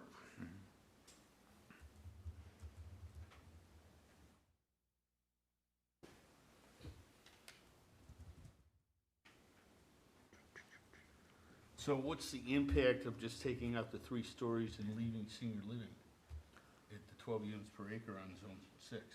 I think, personally, I think that's a better adjustment than taking senior off the table altogether in 6. Okay, just take out 3 stories. Yeah, Is that gonna harm us more than help us? we looked at a Policy lot, we looked decision. at a lot of different senior projects, and certainly we see examples of both. There are absolutely 1-story senior facilities, and sometimes that's desirable for certain types like memory care, where they like to have a courtyard so that folks can get outside and be contained. There's enough acreage here. I'm not trying to be mean, but it's just a reality of that set of circumstances. There's enough acreage here to probably go horizontal or vertical. If it's a larger project, larger projects like to go a little bit higher because they like to do their parking. They like to do their parking for the independent folks below, underground. and they like to minimize the amount of surface parking, which is nice from an open space standpoint, stormwater runoff, et cetera. So just understand that, you know, every time you push a button here to try and do one thing, take height out, you may lose some open space by doing that. But I think you would find that if the plan still allows for, say, 3-story buildings and at least 4 and maybe 5, I don't think you're taking that much away by restricting zone 6 to 2 stories. Can't we come up with another senior, like medium density or low density for zone 6? Do we do? Well, I guess my question for you is what are you trying to accomplish with a specific density adjustment on senior? What's the concern? If it's height, you take care of height by going to 2-story. Well, I think it's height and density. But what about the density is We're trying troublesome? to do more of a transition from high density. 12 zone units. 4 and 5 to zone 6 in recognition of the condos that are in the High Ridge development across from zone 6. Well, I think it's also, we're trying to protect the High Point subdivision. I think, you know, the issue with senior with me is 12 just doesn't feel right. I mean, it should be 10. 12's too dense. Well, 10's, can a senior project be successful at 10? I think the answer is probably yes. We found examples of 10. Mm-hmm. Well, I've always been confused on senior living, on if it's even applicable to have units per acre. That we should just put a total number of senior units in all 3 lots. And because they range in size so differently from the 200 square foot end of care unit to the 1,500 square foot cottage where you have total independent living. Right. So, Well, and that's the point, and I think, Ed, you made it maybe at last meeting, prior meeting. Why wouldn't we have different densities for senior living based on unit size? So units, I'll just make this stuff up, 500 square feet and smaller, 12. Units 500 to 1,200, 10. 1,200 to 2,008, I don't know, I'm just, you know, the idea being, do you want 12 units per acre if they're 1,500 square foot standalone buildings? Probably not. But if it's a single building with 12, No, I mean, if we're talking Hotel hotel rooms. rooms, you know, and the care, you know, memory care, you know, 12 units, I think we can all live with that if we can, you know, Yeah. limit where their uses are. I think, you know, when we start talking about the villas and the 1,500 square foot units, I mean, 12 to 10, you know, we should be, you know, ratcheting that closer to where we're allowing, you know, the condo units. I mean. I don't disagree. That's what I'm saying. We need a grade of unit size. The smaller the unit, the more per acre, obviously. And as the units get bigger, the numbers per acre have to decline. Yeah, no, we definitely need to do an analysis and look at that. I mean, I think the overall exercise, though, is we still got to reduce the overall density of the project, of all the zones. And I still think we got a lot of work to do to get to get to some numbers that are reasonable and that we can all live with. You know, one of the options, we put a few different options in front of the work group relative to how to manage senior, and one of them was to just do it subjectively and analyze the project on its own merits. I think that could be successful. To do something where you're differentiating the unit sizes is not something from the codes we looked at, it's not something that I've seen anybody do. But I don't think it's impossible to do if you wanted to have a break at like 500 or some number. It would be doable, the code just gets a little bit more complex, the more of those So little nuances. when you say subjectively, is it something like up to 12 units per acre in the discretion of the planning commission based on the submission? Well, I think that's what we attempted to write into the code for you, is that, there's distinctions on building and site design that says that you have the authority to look at the massing and building size as part of your review. You don't have to give 12 units per acre just because the maximum is 12 per acre. So it would retain the discretion of the plan commission that the plan commission has had in other residential developments over the years. That, yeah, it says 12, you can come in with 12, but if we, have reasons that, we don't believe that 12 is the right number, we can push back on that and say, hey, we don't necessarily like that. Okay, that's interesting. It's very difficult to be this precise, right? At this level, with not even knowing whether you're even gonna get a senior use proposed to you in 6. And it just depends based on, again, the industry out there. There are some facilities that do one thing and one thing only, and then there's others that have the full continuum of care and have 4 or 5 different brands of senior use all in one complex. Well, I know in the ordinance it's very broad and it opens up pretty much every senior use out there. Are there certain senior uses that we are confident in saying probably aren't going to be viable for this site and we can just eliminate them today? I don't think so. I don't see any limiting factors about the site that would lead me to think that there's one type that's more likely than another.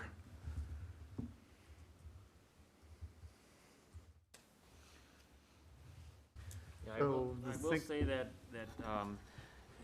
my experience when I've had people come in and talk to me about senior housing is that, one of the first questions they ask is, what's the density that I could have on there? What's the units? And in the past, I've told them what our density is in single family and what our code says, and they run the numbers right away, and it hasn't really worked because we've never had a density.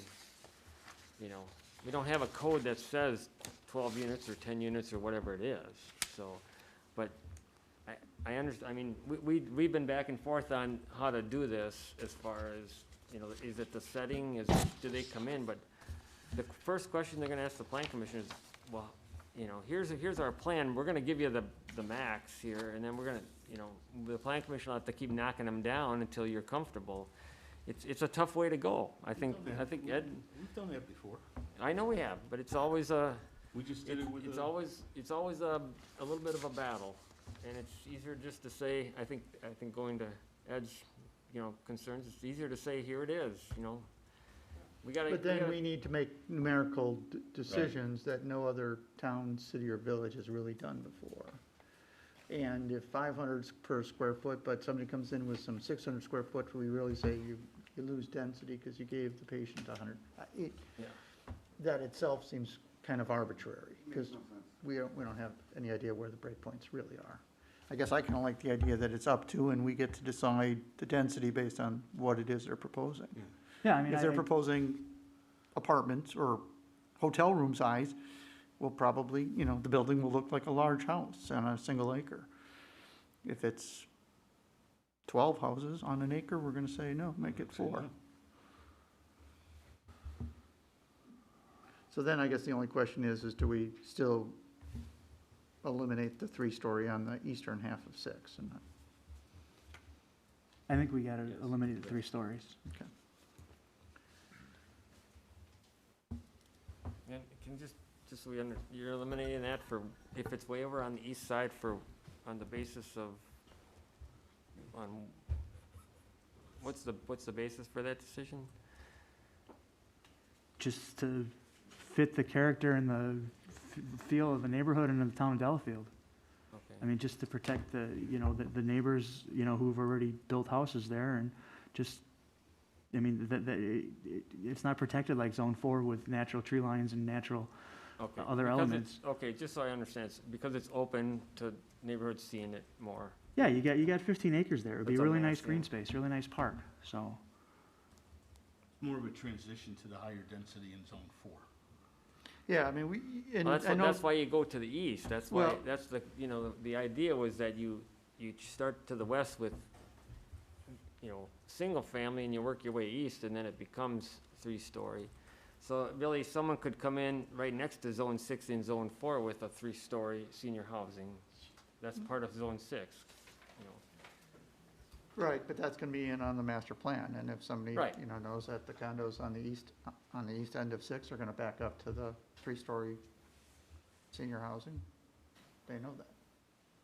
It's part of the master plan. What's your concern with us eliminating the 3rd story? Well, I think the intent here was that if someone comes in, once again, if someone comes in with just Zone 6, the idea is they may want, low density we might want them to have low density right along Glen Cove Road, but then, it's transitional to the east. So the potential is we're gonna have 2-story senior housing on 6, and right on the lot line of not the lot line, but right in Zone 4, you could have 3-story, something there. But we're still allowing up to 12 units per acre, right? Yes. If it's- Well, we're not saying So- that now, we're saying that No, I think we are, we're just saying not 3 stories. It's still allowing 12 units an acre for senior living, it's just not 3 stories tall. And that takes units out. okay. And that's where I guess I was asking if we should have a medium density as well for senior. Well, I think the answer is it's up to 12, and the Up to plan 12, yeah. decides what the right density is based on the type of unit that comes Okay. before us. Have there been cases before where a plan commission doesn't like something, but a developer meets all the criteria and they're able to proceed? That would be true under the new state law for conditional uses, but Right. this is not This is that. not That's that, not okay. that, Yeah. no. So can I just summarize what I think I'm hearing here? So we're gonna be at 12 units per acre. We're getting Up rid. to, Up to 12. for senior. We're getting rid of the 3rd story. on the And eastern we end. still have the opportunity, hopefully, for a developer to come in and put the concentration to the eastern side of Zone 6. Tim, was that your point earlier, where you wanted to keep the 3rd story so that hopefully they would migrate towards Zone 4? That would be my intent, but, I mean, once again, if they come in and they present a plan, we can move them in that direction if we wanted to. Right. But we can't, then we'd have to say you're capped at 2 stories, so in order for them to get the density, they'll move those 2 stories maybe closer to the west, potentially. The west? Sure, because Closer to Glen so Cove. Zone 6 will allow 2 stories, so we can either get single story for the west half and then transition to 2-story to 3-story. And we're talking, we don't even know the development, but, I mean, that could be the transition, or you could just say, well, you get your density and you're gonna put them all in 2-story buildings, Across the whole lot. I think that's what we're saying. across the whole lot. I think that's what we're saying. We're saying, potentially you can get 12 stories or 12 units per acre at the plan commission's discretion, but keep it to 2 stories. Keep it 2-story, okay. You okay with that? Then again, I would just remind you that the owner has volunteered that they're okay with, senior in a maximum of 2 of these 3 zones. So that might be a caveat that you want to entertain as well, in addition to what you just described. Well, if we're gonna take the 3-story out for senior, I'm not sure that we would wanna then kill senior entirely in another zone, because then we're not really giving them senior at 3 stories. Just give them 6 and 4 and take out 5. You don't think senior and 5's good?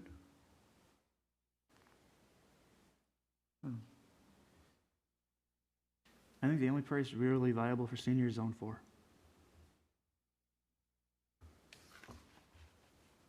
At 3 stories or in general? In general and at 3 stories. But I'm not in favor of 3 stories, You know, I'm not, I mean, I'd like to see 2 stories across the whole thing. Because, I mean, this is what you see when you drive down I-94.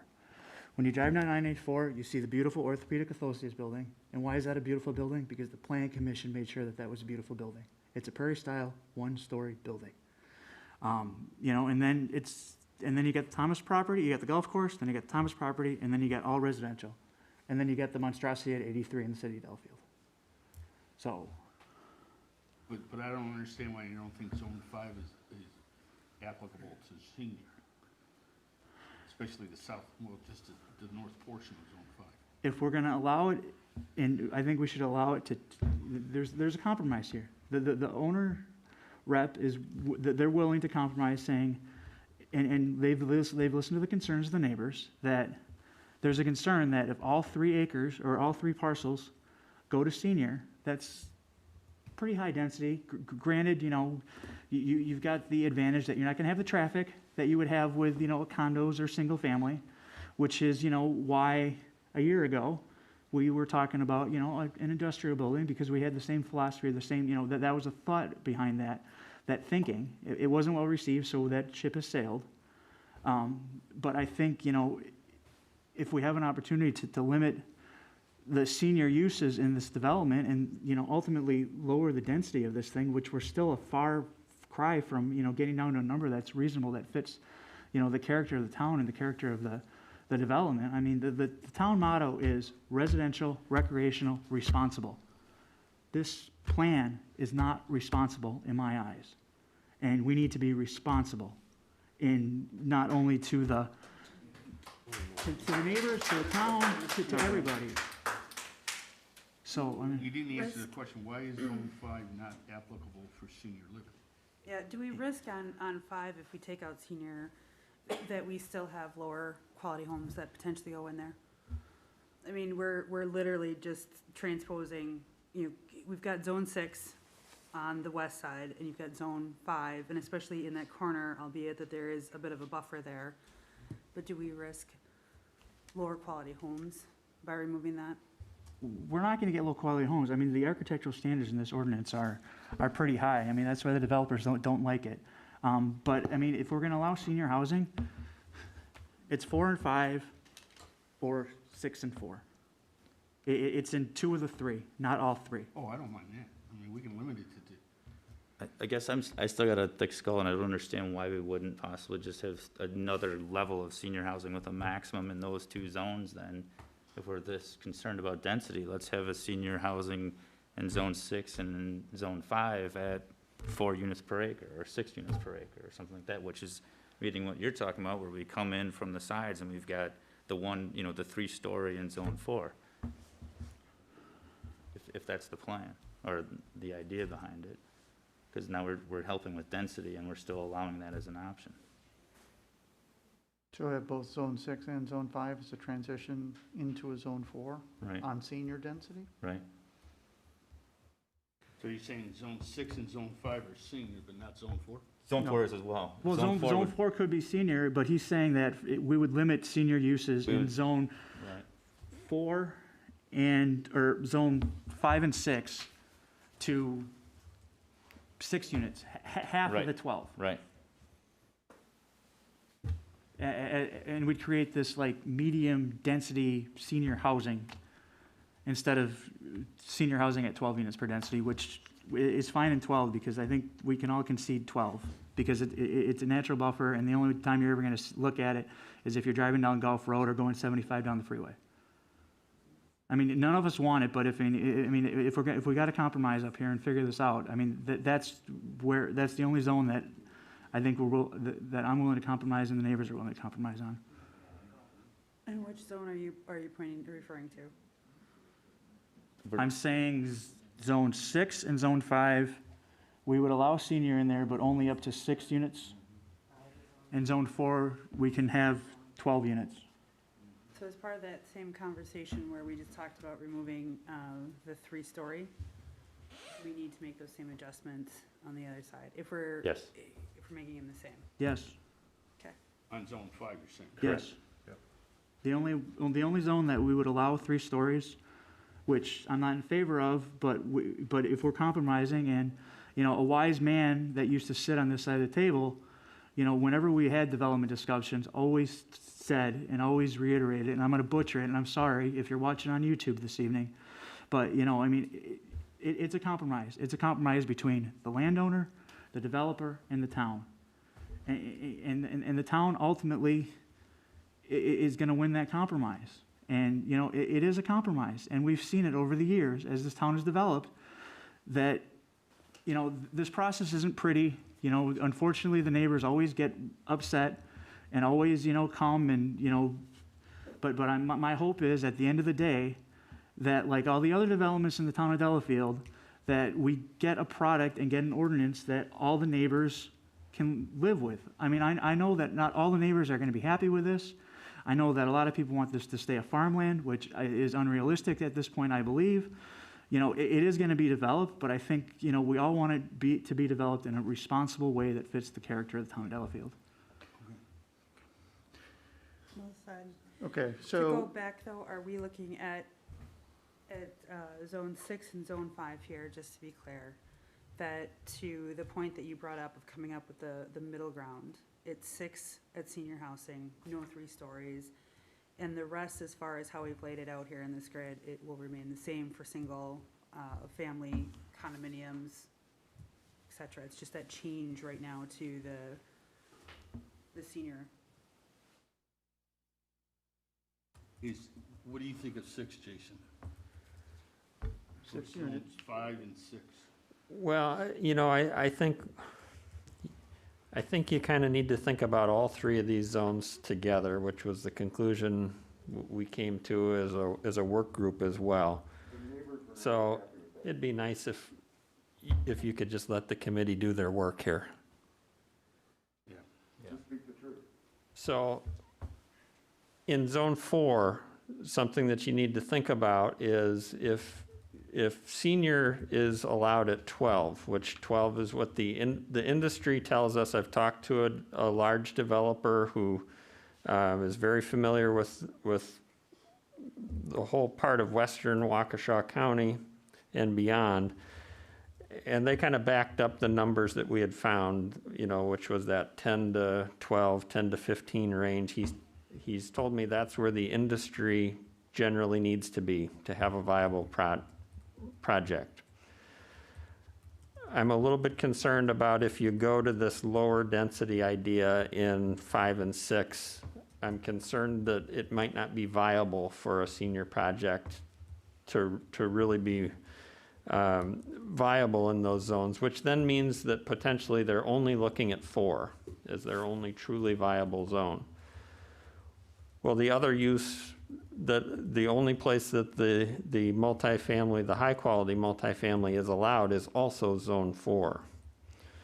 So then you kind of run into the issue of, is there a viable use across all 3 zones? And that was the struggle at the work group as well. It's no different than the discussion that you're having here. Office was a use that, you know, is on the table in 4 and 5, but again, from what we've heard, I just came out of a meeting on projects in Brookfield. The office market is flat. It has been for a long time. Mm-hmm. It's not that you can't get a project, but the likelihood of, you know, a large office complex taking zone 4 seems highly unlikely in the foreseeable future. Did the work group envision zone 4 having multifamily and senior? Was that a? You could have, in 4, you could have a combination of the 2, yes. And so it would prorate the density count based on the amount of acreage used for the respective uses. Okay. So you're, if I'm interpreting what you're saying correctly, you're saying 6 is too low. And if the committee's uncomfortable with 12, what's not too low, but different from 12? Well, the industry has said that they like to be between 10 and 15. So 10 would be the low number of what the industry has told us.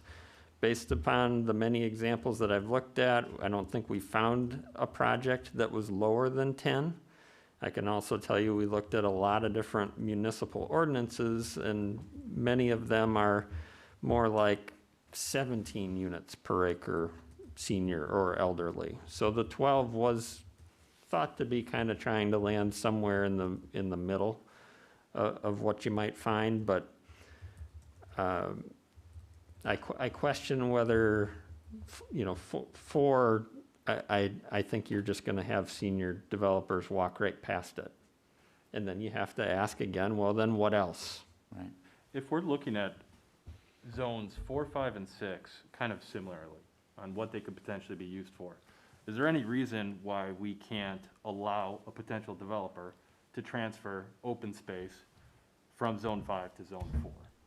That way we can kind of blend in a lower density on the corners and allow them to leverage some of that open space for higher concentration in zone 4, which I think is what everybody wants. Let me rephrase it. Not everyone wants higher concentration in zone 4, but they don't want concentration on the edges. Thanks. Well, I think the idea of, you know, ratcheting density, whatever brand it is, senior or regular, down a little bit on 5 and 6, that's where the work group went. They were at 4 on 5 and 6, and they were at 6 in the middle for regular. So they're doing exactly the way you're thinking. So if you wanted to look at holding the senior down a little bit, I don't know that that's unreasonable, but I think going from 12 to 6, my professional recommendation is that that's a really big step to the point where I'm not sure you've got a viable use option any longer. If we did the reduction from 12 to something in conjunction with also taking out the 3-story component in 5 and 6. Again, the idea being they're more of a transition neighborhood to 4. So now we've eliminated the 3-story in both 5 and 6. We don't allow 12 per acre for senior. We pick something else. 8, 9, 10. Well, it sounds like 10, 10 is the logical minimum, but but that's what Jason's saying. and again, it'd be the same up to. So if they come in and said, we want senior housing condos, we'll say, great, 4 per acre. You know, we also think that there's not enough market to have senior across the whole frontage. The industry has told me that in conversations. There may only be market for 250, 300 units in total here. So keep that in mind.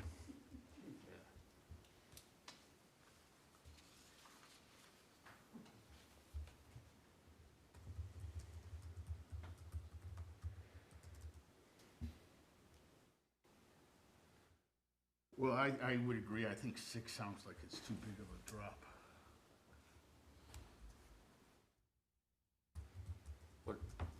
What about increasing zone 4 to possibly 14 and keeping it at 6?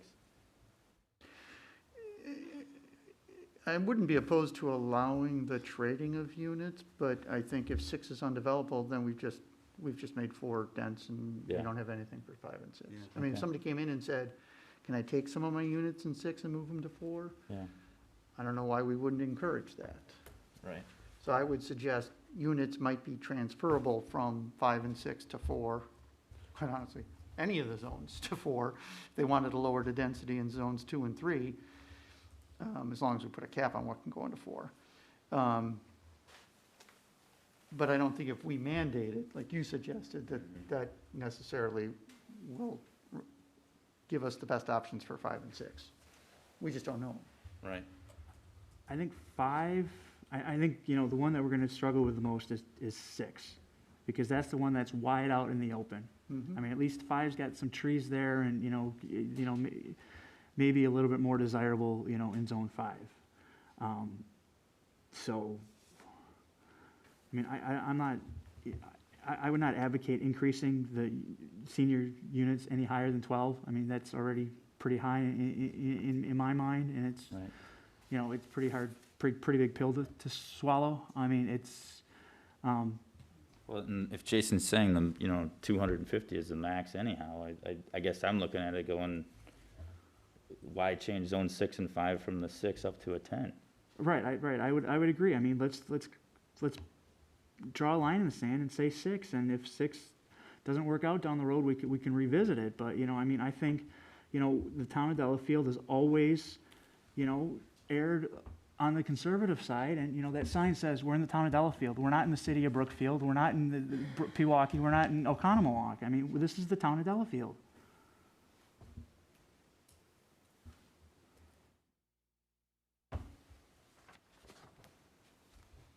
Well, it's a little difficult to go against the recommendation of our expert when he's saying 6 is gonna make the property possibly usable or uninterested. So.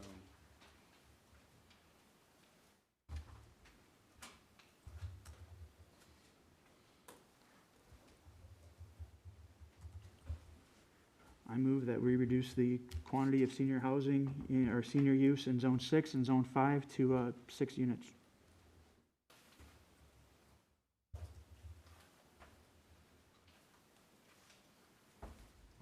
I mean, I'd second that, Ed, and just move forward on it and keep plugging away and where we end up. Okay, further discussion? I guess I'll weigh in with Ron. I tend to think we should follow the county's recommendation and leave it at 10, but allow the units to be transferred. But we have a motion.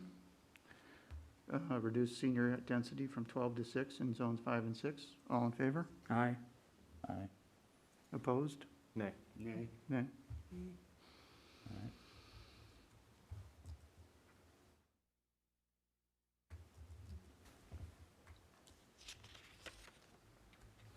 Again, I think if we take the third story out in zones 5 and 6 and reduce it from 12 to 10, that seems to make 2 adjustments reflecting the transition zone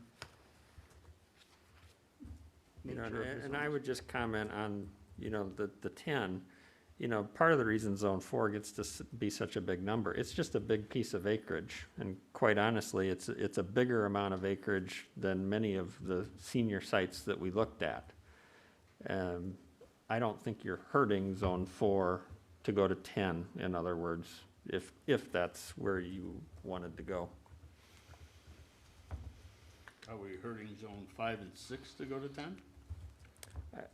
I think, again, based on what we saw in our examples and the conversations that I had with the industry, I think 10 is still a viable number. I move that we reduce the senior housing units in zone 4 to 10 units an acre. What about zone 5 and 6?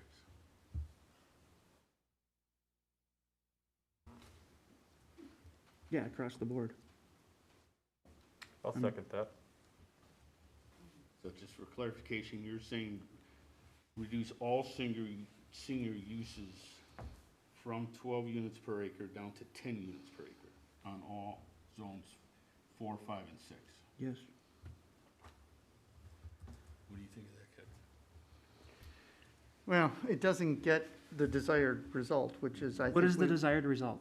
More density in 4 and less in 5 and 6. We want to encourage, if not force, the development to move into zone 4. Well, I've just made a motion previously to reduce the density in zone 6 and 5, and it was shot down.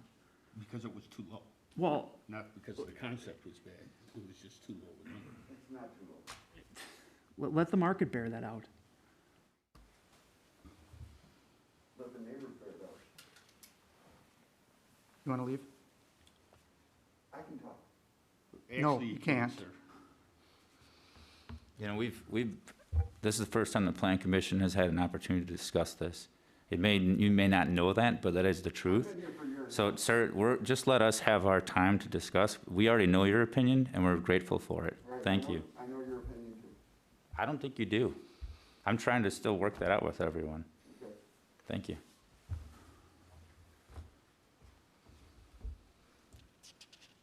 I would be more comfortable with zone 5 and 6 being reduced to 10 units per acre for senior, and leave zone 4 at 12 units per acre for senior.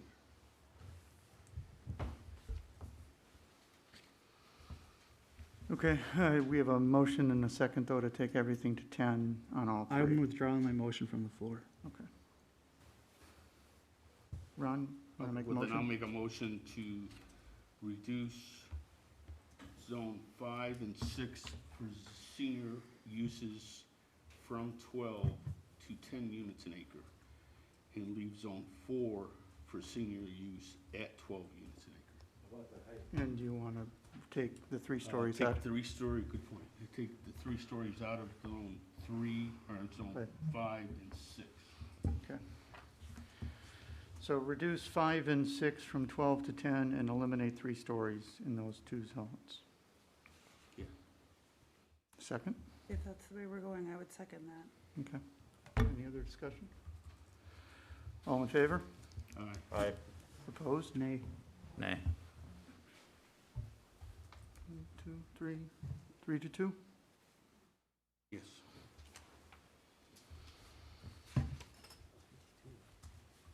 I didn't vote. Nicole, Casey, Ron. He doesn't count. I only vote if there's a tie. Well, I guess I could vote. Then it'd be 4 to 2.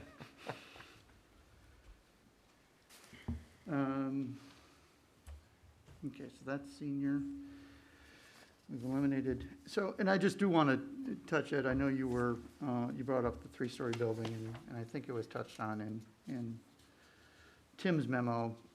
But, you know, I just want to point out that in the town of Delafield, in any residential zoning district, any building can be 45 feet tall as a matter of law, and can be 55 feet tall with the permission of the Planning Commission. In this planned development, in now every zone except 4, the highest building will be 10 to 20 feet lower than what our code allows in every district in the town. And the height in zone 4 is 2 feet higher than what the law allows and 8 feet lower than what the Planning Commission can allow. So while there's a lot of focus on the term 3 stories, the actual building height is no taller than many of the single-family homes in the town, just for factual accuracy. I have a 49-foot house across the street from me,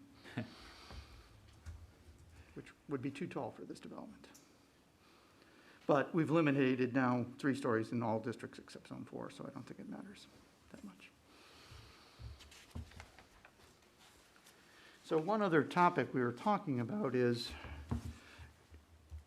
would there be an advantage to allow, and I'm going to use the word units because it's easier to understand than green space, but basically allow a developer to say, you know what, I'm good with even lower densities in zones 2, 3, and 6 if I can move 30 units to zone 4 and take 10 out of each of 2, 3, and 6. Would that be something we'd want? It'd be discretionary. We'd have to cap how many units could move, but it could have the benefit of providing for substantially lower density, again, in the districts adjacent to existing residential properties, and putting that density in the biggest lot right in the middle. And all you're proposing is that the ordinance gives The developer the right to developer ask. the right to ask us, and the Plan Commission. Right, we'd see the plan, and instead of 30 units in zone 3, he proposes 20, but he wants to put 10 more units in zone 4. We look at that, well, you might like that, but it'd be discretionary. I don't know, Jason, was that ever discussed? I know green space shifting was a little bit, but I don't really understand how green space shifts. I want to know what the units are. Yeah, we did not explore the idea of transferring density from one zone to another. We did spend quite a bit of time talking about transferring open space credits, and ultimately found that to be fairly complex, and settled on just recommending a transfer, a small amount of transfer from zone 2 to zone 3 for open space. But No, we did not talk about a density sending and receiving notion. Well, it sounds like it'd be advantageous to the Plan Commission to have that flexibility. Well, what would be advantageous to the Plan Commission would be for us to have allowed lower densities in all those other zones except for Zone 4.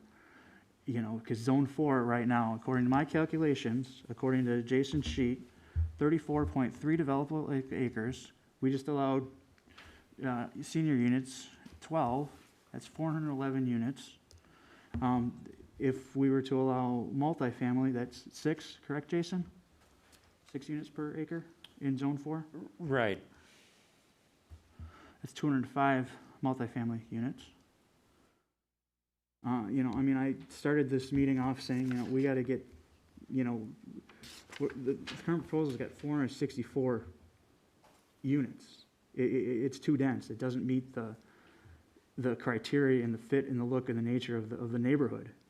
And we haven't knocked units off of this thing to get even anywhere near where we got to be even in line with the neighbor. I mean, just bring up the GIS and stare at that thing and look at that thing.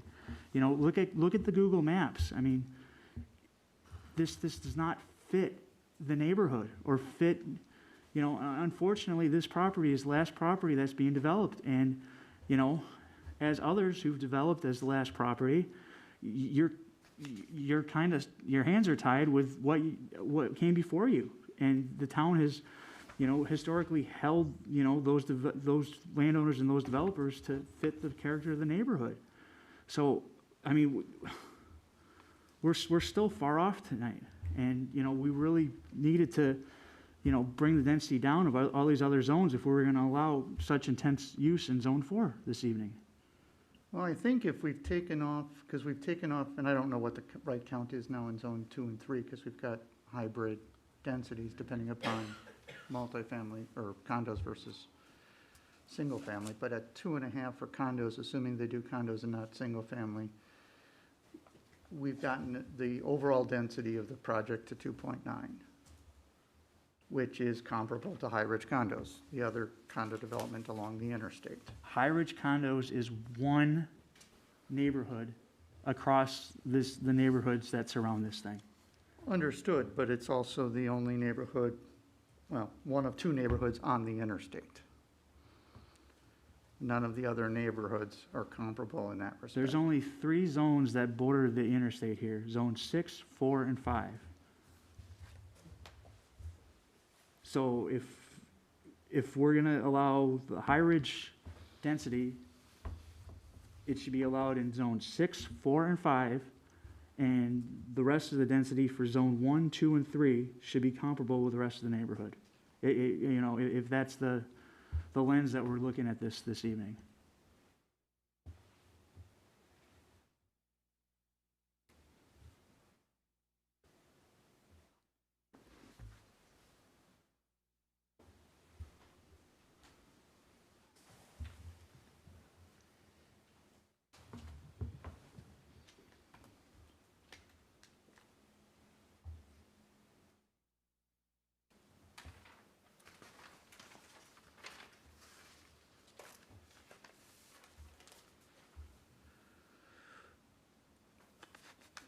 Well, let's bring to conclusion this concept I raised a few minutes ago. Is anyone interested in allowing units to be transferable?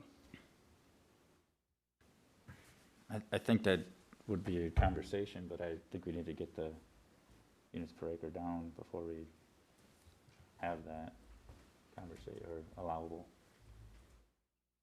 Okay. I'm confused. I mean, we've taken the units down. We just haven't taken them down as much as Mr. Kranick would like. And if I understand Kevin's proposal correctly, that would reduce the units even more Potentially. from section 2 and 3, which is Well, a positive result. Well, right, but all I'm saying is the plan commissioners and the plan commission should do its job and they should lower the density in those zones around the surrounding neighborhoods and make it so that the highest intensive density use is in Zone 4 and limit the density in all the other zones except for Zone 4. And make it closer in line with the existing neighborhood, which we haven't done. 100% right.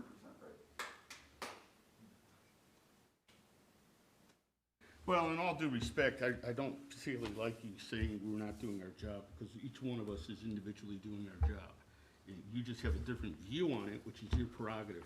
But I know I'm doing my job, and I think Kevin's doing his, and other people on the committee are doing theirs. I'm not attacking, And I'm not attacking individual commissioners when I say the overall objective of the plan commission is to do their job when I say that. I'm not attacking you personally, Mr. Troy. I'm not attacking anybody else when I say that. I'm just saying that, you know, when we took an oath of office and as plan commissioners, we have different hats that we wear, and we need to really look at this and serve the town.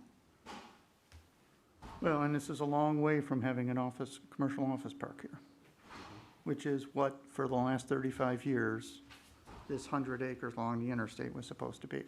With 80% green space. But 14 different office buildings. Right, and the town would never have allowed 14 office buildings. Because the town of Delafield has never given anybody the maximum density.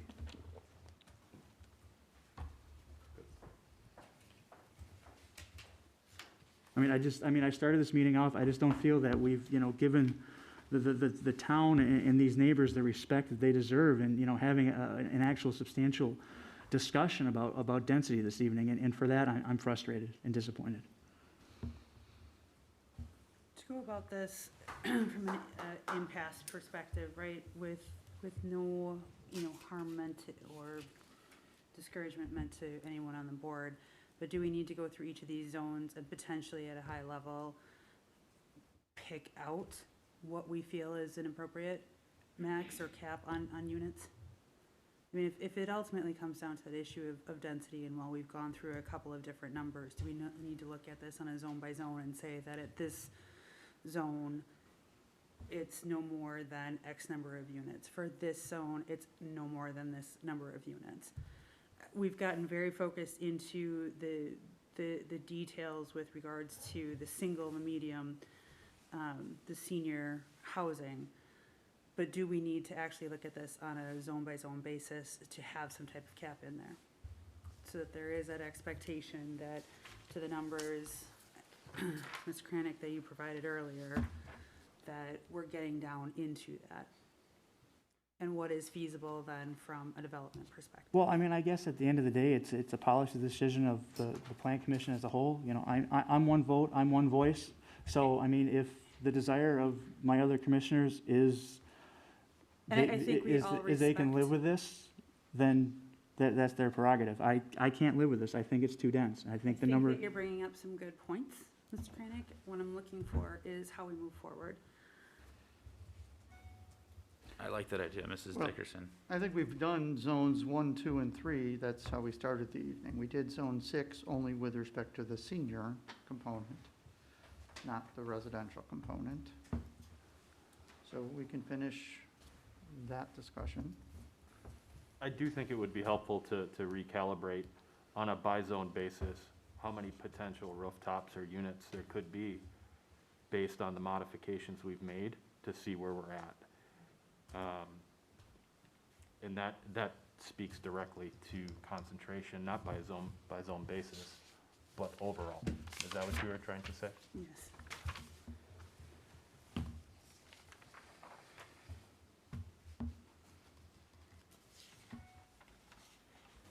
Tim or Jason, do you have the math?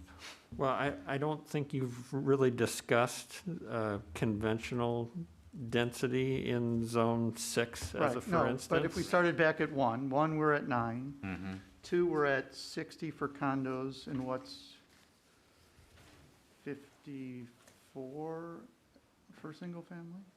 Or is it 2? No. It's 47. 47. 47? 47 for condos in No, zone. Single. Single family at 60, or condos at 60, single family at 47. And that's zone 2. Zone 2.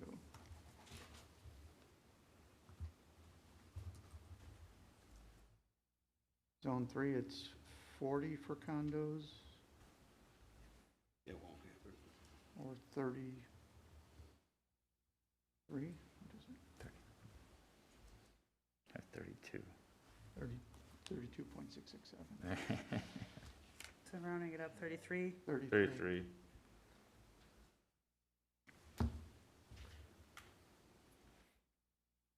Zone 6 has a maximum of 60 units, and that's at 4 units per acre.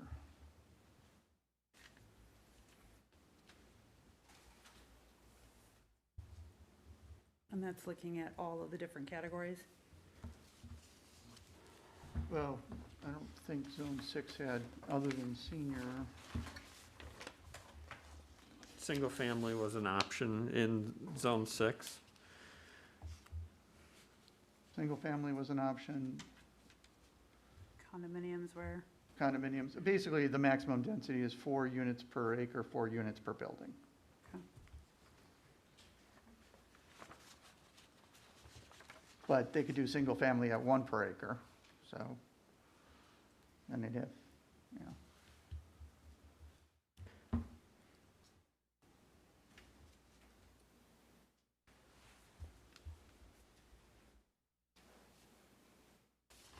and then with zone 5, put it in the numbers.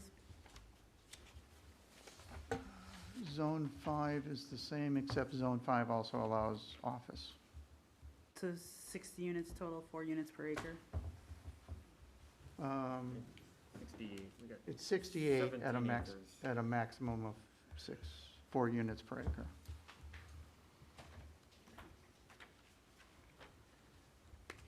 So just to make sure that we're all, to kind of recap on that, zone 1 was 9 for single. Zone 2, 47 single, 60 condominiums. Zone 3 was 33 single, 40 condominiums. Yep. And then zone 6 was 60 units, 4 units per acre. And then 68 acres in zone 5. So again, in zone 5, 68 units, but still at the 4 units per acre. Correct. And I think it's important to note in 4, 5, and 6, in 6, if senior is brought forward, then your conventional dwelling unit count is 0 there. Same thing for 5, same thing for 4. So does that make sense? It's not a complete swap, right? 4, you could have both, some of both, but you're saying 5 and 6 are... You could have a mix of both, but if you had an exclusive use senior project in 6, then you would get no Other units. other regular units.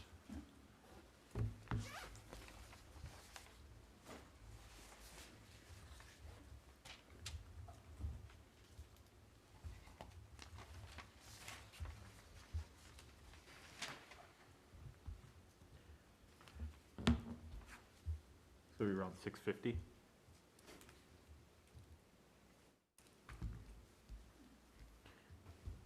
The only way you'd be getting to 650 is if you're counting senior units mixed in with regular.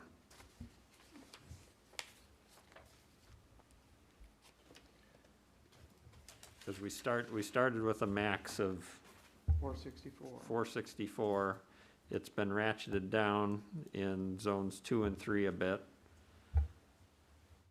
So zone 4 is the only one that we haven't tackled, with the understanding that, at least per the current conversation, that would be the higher density. That's 6. It's 6. 6 units So per that's acre. 6 So units? that end up being 204 200. units. Yeah, what 204. Yep. Sorry, Yep.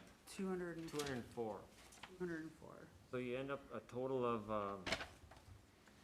again, if you do all the 432. condos, I got 411 units on 152 acres. So it'd be 2.7 units per acre.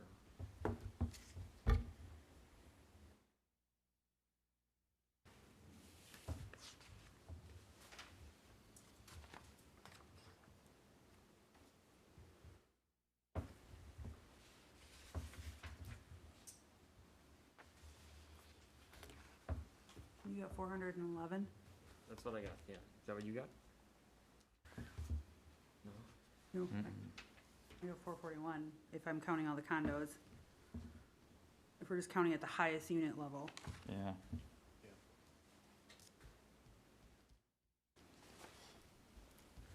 Okay, 441, I'll agree. It'd look bad given if I got those numbers wrong. but Double check if,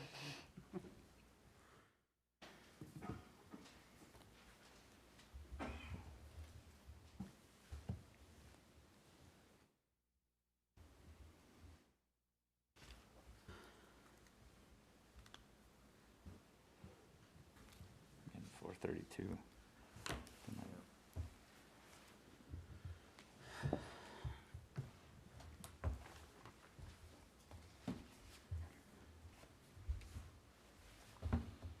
right.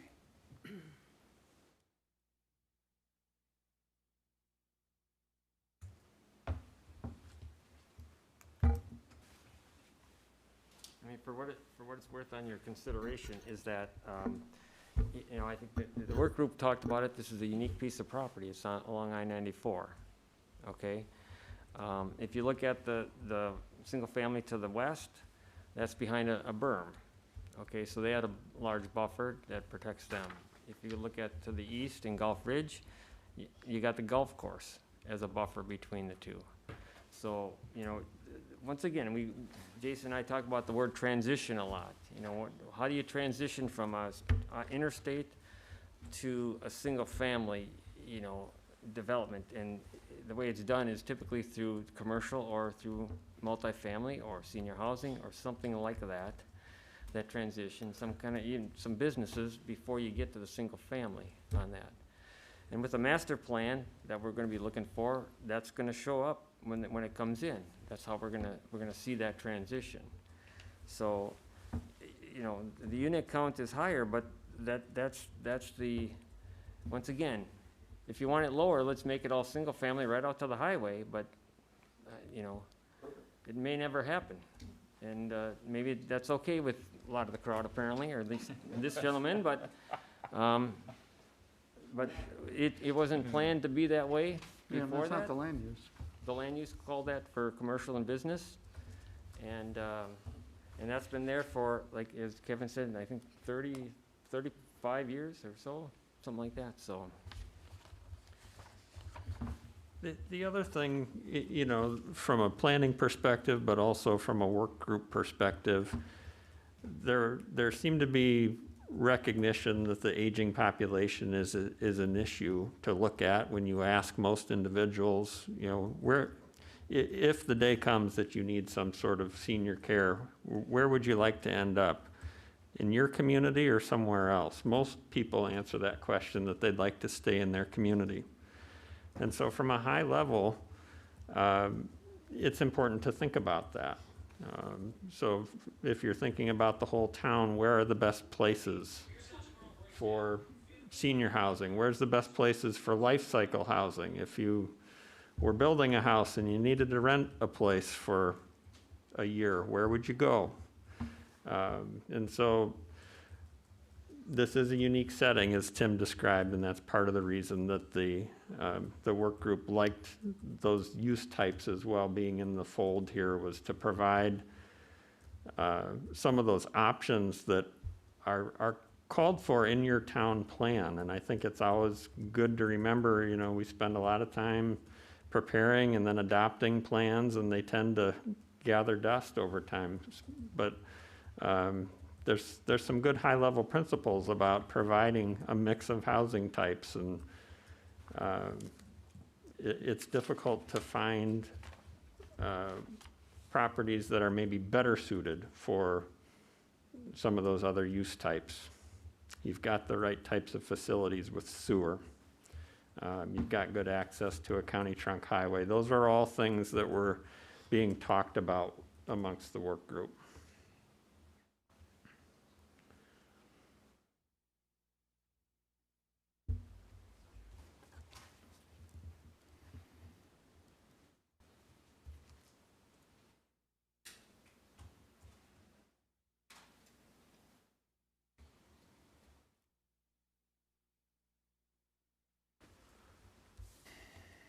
Nicole, Casey, any other ideas? Take them two at a time. I'm not really sure if there's gonna be a magical number to come out of this, but I think that it helps to level set with regards to what are we actually looking at with the clarifying the number of units that are in here. Back to the earlier point that was made, if there is that flexibility of transferring units from some of these other areas into 4, right? The ultimate idea here being that we do want to buffer to the best of our abilities those neighbors that are on the other sides, but put them somewhere. And it sounds like 4 is that area where, to use some of the earlier quotations, pushing that building envelope into a place that would have less of an impact on those existing neighbors.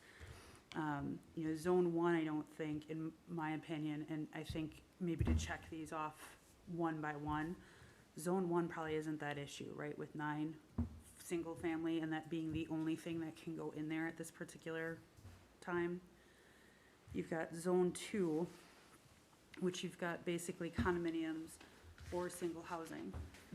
And to the conversations earlier, both in Zone 1 and Zone 2, you still have a significant amount of environmental corridor and other factors that increase that green space on there. So I don't think the argument, and we've probably made this point before, is really in Zone 1 or Zone 2, based on those current factors. Is there anyone here that may feel differently before we?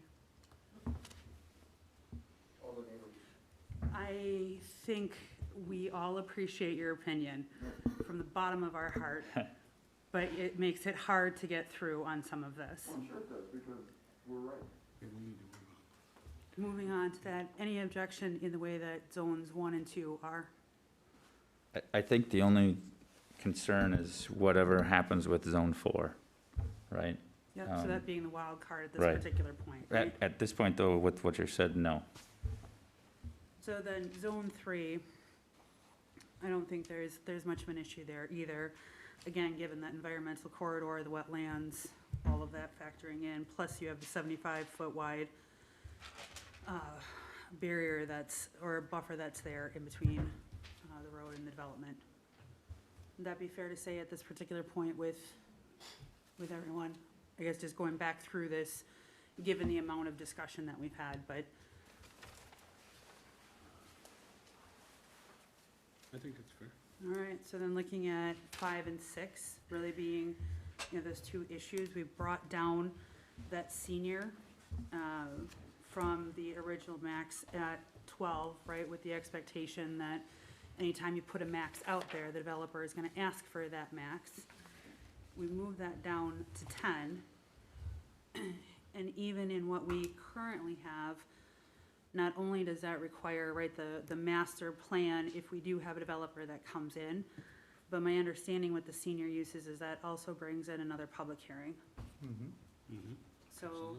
there is additional commentary that could be had on that, as well as for condominiums on zones 5 and 6. So if there is something in those areas that doesn't necessarily, and maybe there needs to be more factual evidence to that, or the consideration of lowering those particular numbers of those 60 units, right? What is fair? If it's not taking a look at zone 6, if 60 is too much, do we have to bring that down? And spitballing on numbers here, but is it 50, right? So to get to that number of decreasing these. But is it taking a look at that 60 and saying, for this corridor with the corner of zone, sorry, I'm saying zone 5. I guess it applies to zone 5 or 6, but if we're looking at the issue of the existing access onto how many people are being pushed out that way, do we need it to bring it down to a 50 units? Is there another number that's askable?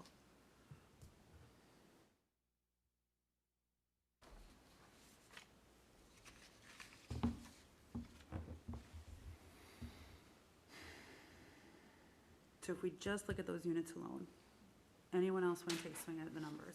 So in zone 6, which is 4 units per acre, so it's 15 acres, they get 60 units.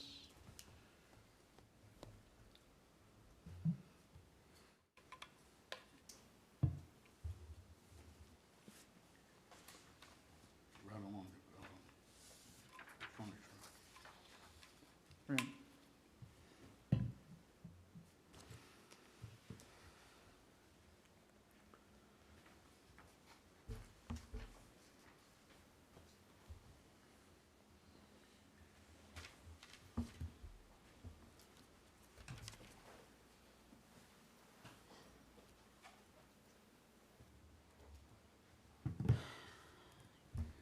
And even if we're taking a look at that in either of 5 or 6, right, of breaking those down, further.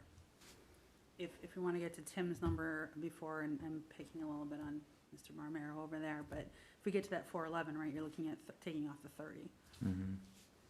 And there are factors, environmental factors, that extend probably more so on 5 than on 6, with regards to how much development can actually be in there because of that existing corridor. Yeah, I find, just looking at the map, I find it difficult to understand where they're gonna allow 68 units on zone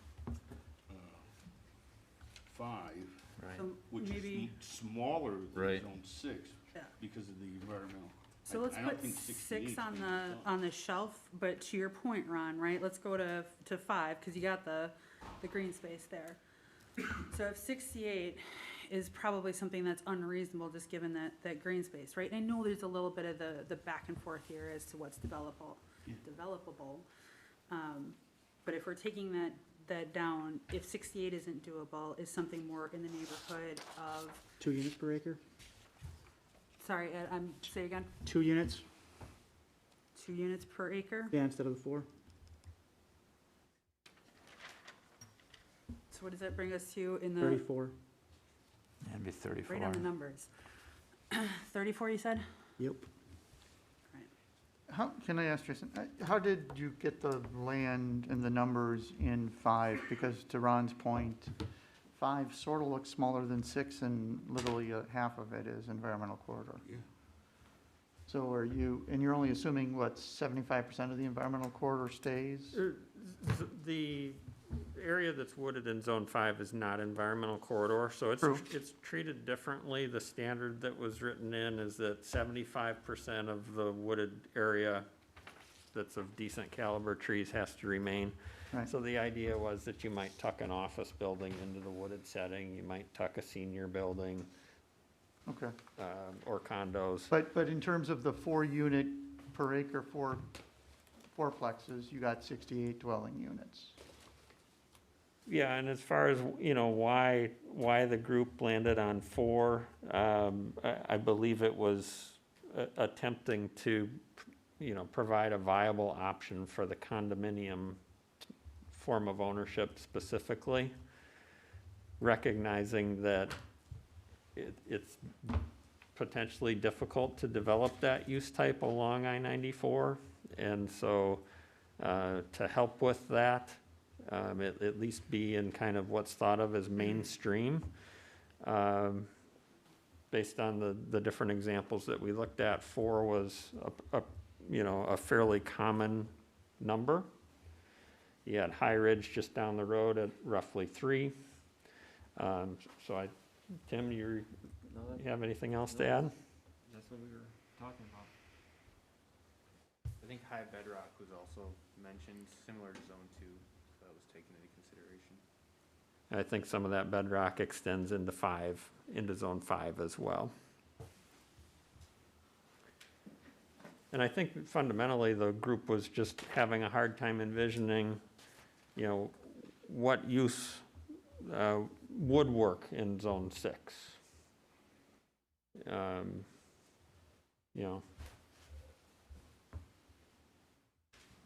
I think if they mention office as well, that the 2 units per acre isn't out of line to try and help us get to our number, whatever that is. Yeah, and then you also, there's other, going with that theme of it's in the same neighborhood, you have 3 units per acre back here.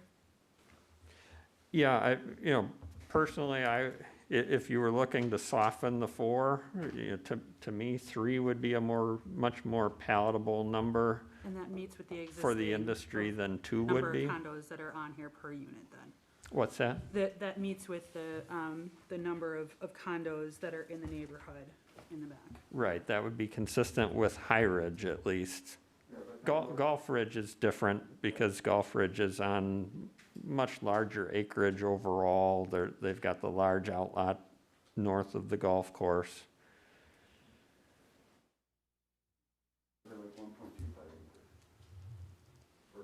So what are you saying, go to 3 units an acre on zone 6?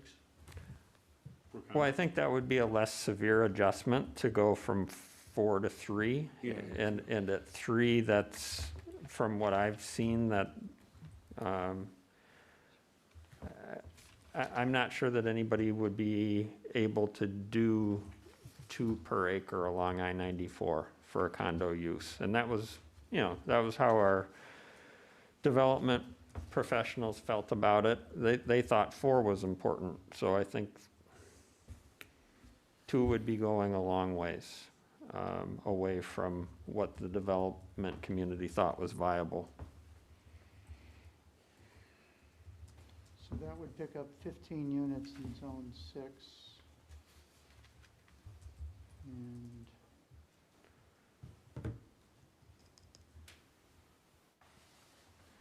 17 units in zone 5. So you're looking at spreading those across when you say that to both the 3? Doing 4 to 3 in both 5 and 6 would reduce the number of units by, I think, 32.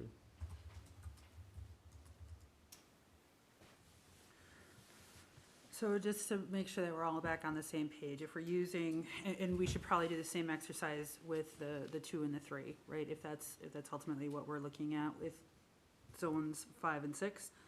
But if we bring it down to the 3 units per acre, what does that bring us for zone 6? Again, just so we all have the same numbers. I had 45. 45? 51 for zone 5. And that's with the 3, so then at the 2? Just divide those numbers in half. At 2, it's 34 for zone 5, Mhm. and it's 30 for zone 6.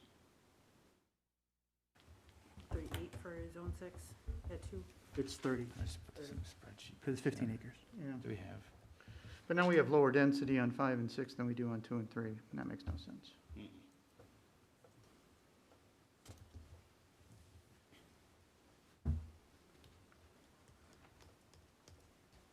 So to that point, the envelope as far as where we would build would start going backwards. Just to put that on the table. So in running those real numbers, is that really what the intent that we want to do is, if we currently have no quarrels with zones 1, 2, or 3 with regards to the existing densities, do we really want to put that type of restriction on 6 and 5 so that we're pushing those developers back into those same neighborhoods that we're looking to protect? And there could be a different way of looking at this, but with the numbers that we just ran, is that ultimately, Well, No, I the- agree the- with the- Jason, it's 2, going down to 2 is too great of a change. In both 5 and 6. The whole premise of the gradations and the multiple lots is you have the lowest density next to the existing neighborhoods and higher density closer to the interstate. Not just to drive the density there away from the neighbors, but just to put it away from the neighbors. The idea of driving it all to 4 then gets it away from any neighborhood because it's in the middle lot on the interstate. I'm more inclined to give the developer the option of shifting X number of units, say 20, 25 units, from zone 2 to zone 4, which would reduce the density on zone 2. If he could, Why don't we just reduce the density in zone 2? I mean, why are we allowing, higher density? Let's just reduce the density overall in all these zones and make it more in line with the neighborhood. We can look at it. we're looking at two options right now. I mean, we're just changing it to 2 units per acre, right, for condos? Versus 2.5. I think it's, or you mean, I mean, bottom line is we had to knock off 164 acres to get this thing anywhere like close to bearable, in my mind. 164 units? Yeah, Okay. not including senior. I will share, when we had the work group together and we went around the zones, I don't recall any opposition to 4 units per acre in zones 5 or 6. And I said, when we had the work group together, I understand that there may be a different sentiment once the work group has disbanded, but when together, there was much more discussion about the density of zone 4,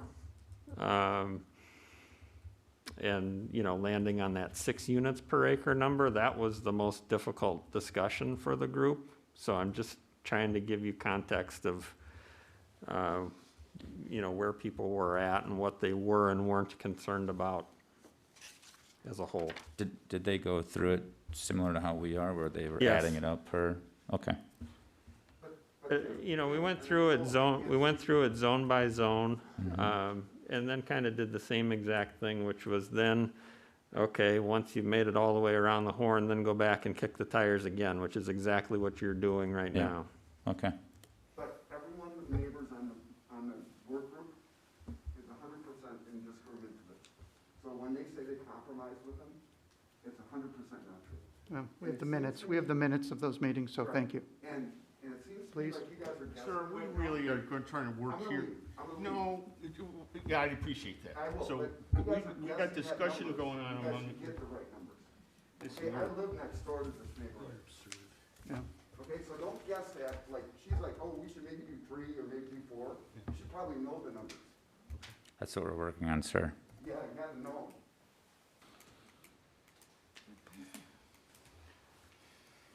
'em. Okay, so you're saying, well, I don't know, I mean, I guess we have to just, at some point, just call a question.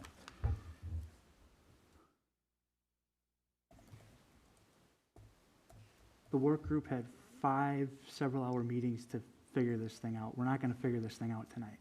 Understood. But I also didn't think we were starting over.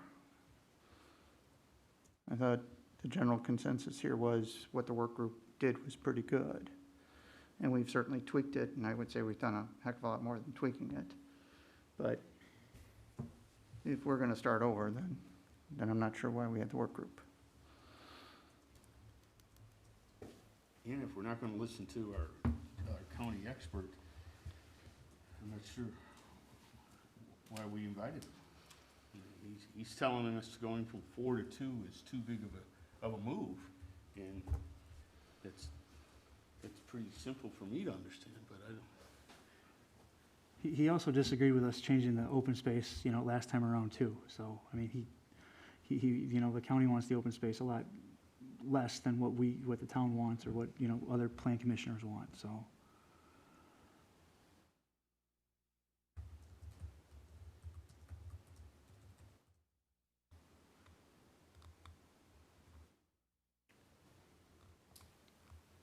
You wanted to get to 411 for some reason? I didn't say 411.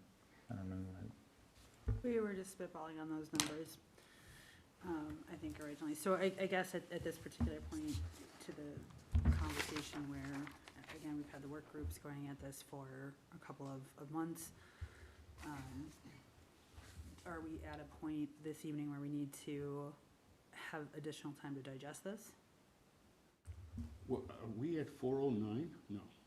Where are we at? Well, I don't know that we actually agreed on reductions in 5 and 6. Yeah. If we didn't, we're at 441. If we did, we're at 441 minus 32. So I'll just ask a question, and again, I'm just trying to prompt dialogue here. But if you were to take the high ridge density of roughly 3, if you had a project that looked and felt like that and was placed on zone 6, you might ask yourselves, would we like that outcome or not? And I'm not suggesting that I'm not going to offer an opinion on how I feel about it. I'm just trying to give you something real world to visualize, because it's tough to look at these arbitrary boxes on a map and, visualize what you might see. If you think that High Ridge on Zone 6 looks intimidating, well, then you should look at 2. If you think it's okay, then maybe 3 or 4 is the right number. But we use tons and tons of examples and visuals for a reason. It's to try and give you context for making these very tough decisions. No, I mean, I appreciate the real-world examples. I mean, just from my perspective, I'm okay with a couple pockets of the High Ridge across this development, but for the whole thing to be at a density of High Ridge doesn't sit well with me. I mean, I could see maybe 2 or 3 pockets of a High Ridge, but then the rest of it needs to be a lower single-family density to bring it, more in line with where the rest of the neighborhood's at. And that's all I'm advocating.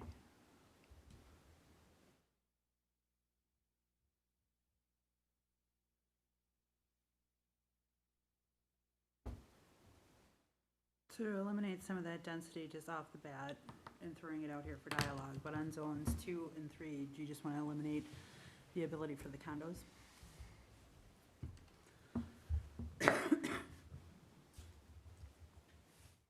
It's a start. I thought condos was something the work group wanted in those areas. Particularly in Zone 2. It was thought of as, I think the majority of folks, I think, felt that it was a very strong candidate for Zone 2 in particular. Again, because of bedrock, the orientation to the woods, a condominium project almost right across the road, albeit at the back end of Gulf Ridge.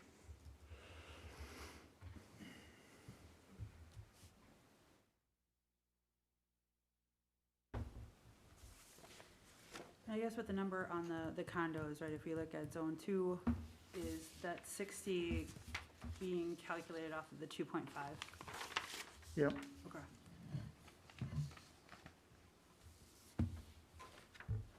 So from a discussion point, if ultimately what we're looking to do here is to take a look at those units and try to reduce them to keep that value in feeling of the neighborhood, do we want to revisit Zone 2 and look at the condos? Do we want to what? Relook at Zone 2 with the condos? So right now, the way that we currently have the ordinance is that we've got in Zone 2, it's the low-density residential single and then the medium-density condos. And it actually applies to both 2 and 3. But if part of this in the conversation, the dialogue is looking at the reduction of the overall units, is that low-hanging fruit to take out the condos? Because then you're limiting Zone 2 to 47 versus 60. And ultimately, that may not look quite the same as what the planning group or the folks looked at. But if that's what we are now charting as that goal of reducing the number of units, we need to go back and take a look at zones 2 and 3 with regards to those condos. I don't think you want to take condos out as an option for the development. No, but you could reduce the density for condos to be the same as the lower density for single family, I think is what. There's that option too, yep. That'd be a two per acre instead of 2.5.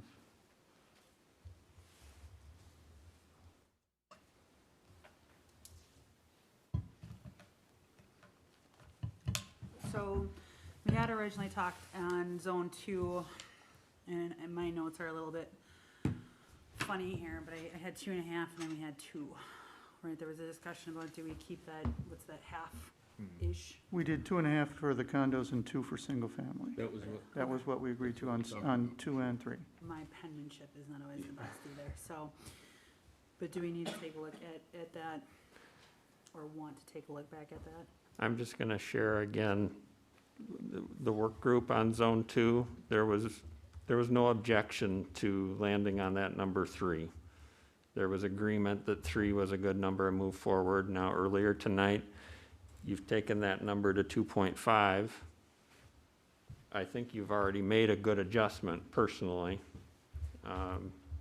You know, the reason that you get to big numbers on this project is more so that Zone 4 is at 6 units per acre. And so I just, you know, think that no matter what you do here in 2 and 3, it's gonna be a big number as long as there's 6 per acre on Zone 4. A lot of acreage.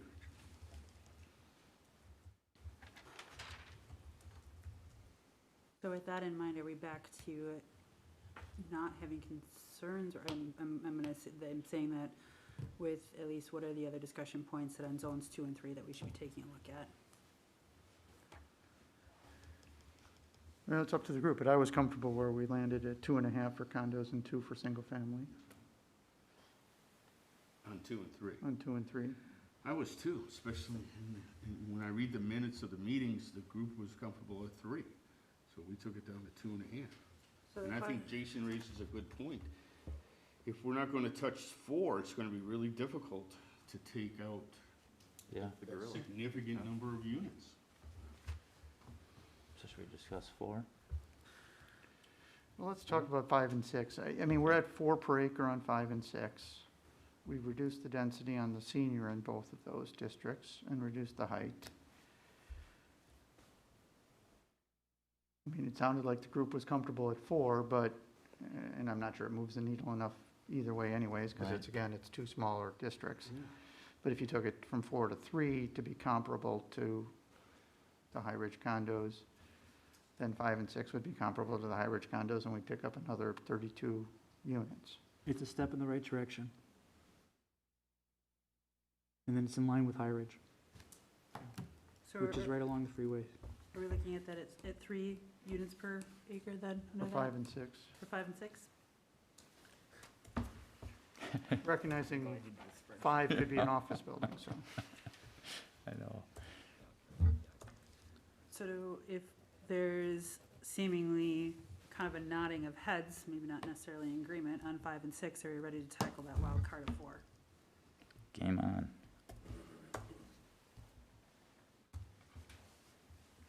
Jason, what's your input on that change?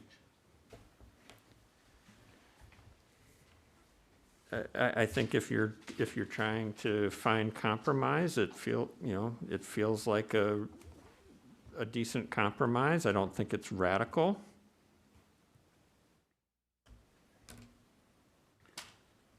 So if we pick these off maybe, and we've already talked about bringing the senior uses in 5 and 6 down from 12 to 10. Mhm. Are we keeping it at are we comfortable, I guess, in keeping the senior housing at the 12 or at the 10? At for 12 4? and 4? Okay, Yeah, that was the motion. That was. and that was that included 4 as well? It was across the board. 5 and 6 at 10, 4 to stay at 12. Okay, 4 to stay at 12. Okay, so no changes that we need to make there. I guess just kind of walking this backwards on the different portions. And then for the condominiums, do we need to make any changes there for 4? And this one gets us into that 4-unit buildings at 4 units an acre. So a little bit different than what we've potentially talked about for 5 and 6. Right, but this is the center unit that you Yeah, would. this is,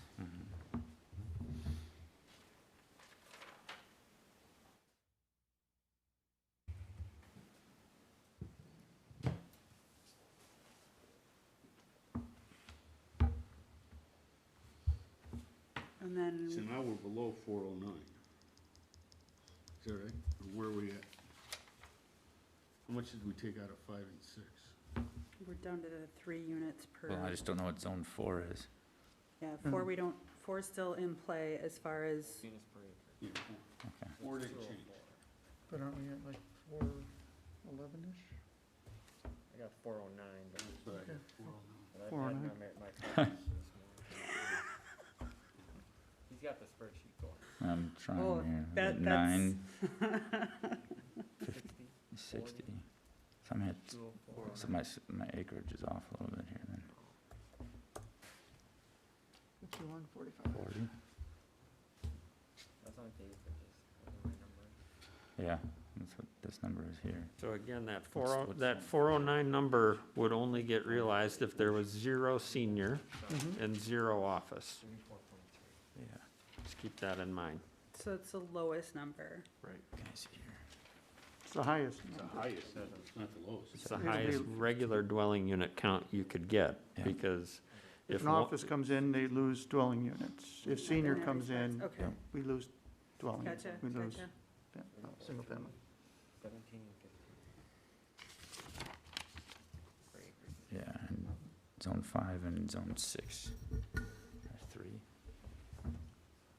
3 units per acre. On 5 and 6, yeah. Yeah, 5 and 6 are at 3. Zone 4 we're at. 204? There we go. 410, 411. Somewhere in there. Yeah.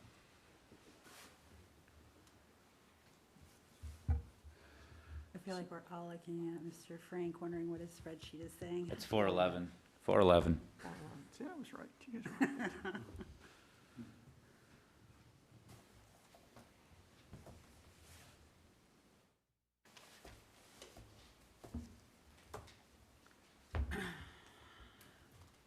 And exactly half of that comes from Zone 4.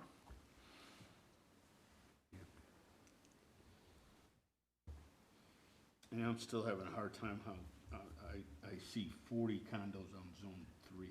Just looking at the environmental corridor. Yeah, they may not get that. I just don't see 40 condos on zone 3. There's 16.2 acres, not including the environmental corridor. It's simple math.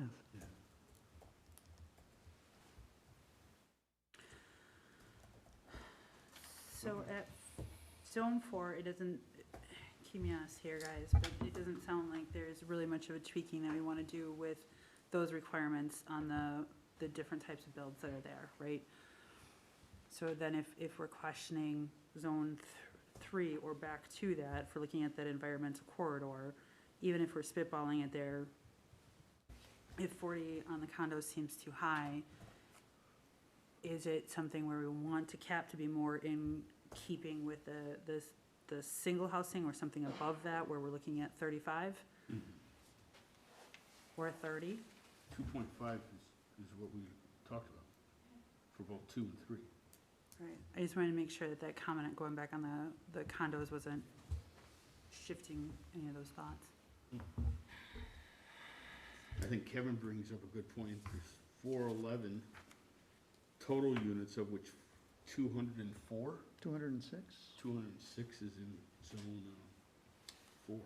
Yep. Well, do we want to take a stab at zone 4? I mean, are we okay with 6 units per acre for the multifamily and 4 units for the condos?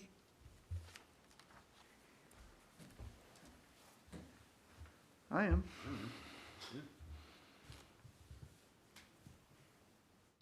And all of those with regards to the senior housing and the multifamily and the office all have public hearings attached with them.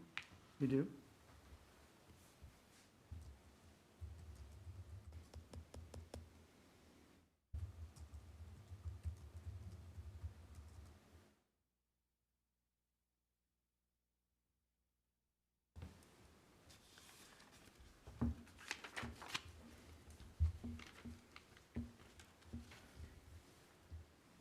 Do you want to Casey? go back over all these?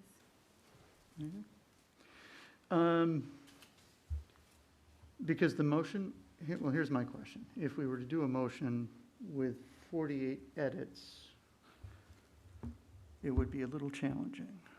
48. That's fair. Well, all the changes we've made tonight, I mean, my question, because we have a meeting in a week, but we don't have a real meeting, we have an hour. but would we be able to see a red line that reflects the discussions tonight? We don't have a meeting in a week. We have a 5:30 with We have a 5:30 meeting. 13th of April. next Tuesday. Is it, when is it? What's Oh, the we meeting don't. next Tuesday? April 13th. It's April Or 13th, April sorry, it's 3 weeks then, from today. Well, then you should have no trouble getting it.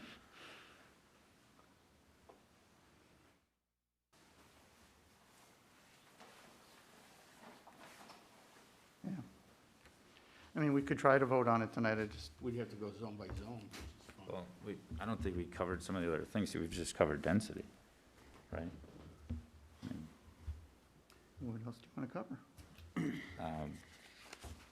The water scenario, I guess I was thinking we were gonna discuss density first, because that was the top priority, but, I was still, I guess when we originally were looking at this, we were assuming that our water was potentially going to be, supplied by, an alternate source, and. That was back when it was mixed-use Right, industrial. Right, and I guess I'm still just wondering if that's something that should be considered for any three-story or senior living scenarios. Well, you can't bring it in for part of the property. No. No, I'm just saying if there is senior living, it's brought in for the property. If there is a three-story structure, it's brought in for the property.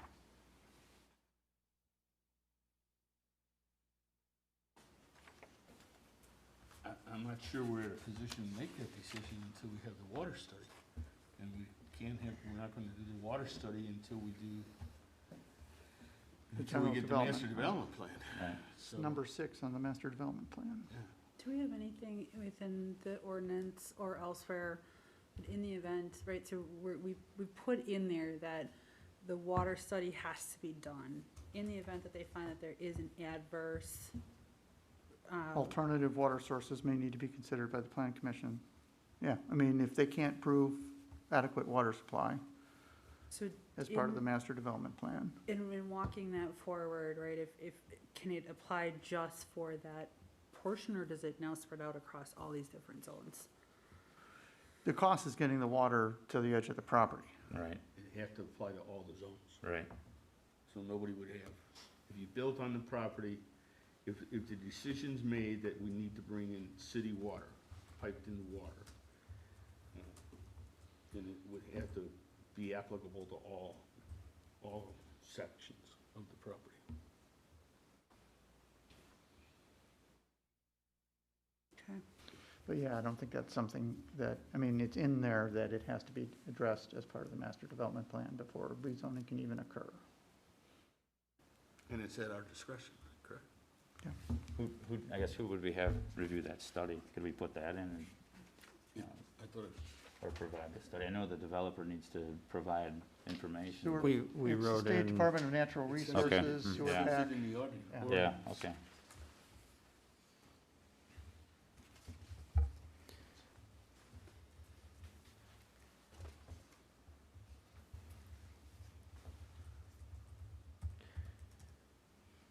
it's one of those things on water that there's any number of different combinations that could ultimately result here based on whether folks pick single-family lots, condos, so on and so forth, office.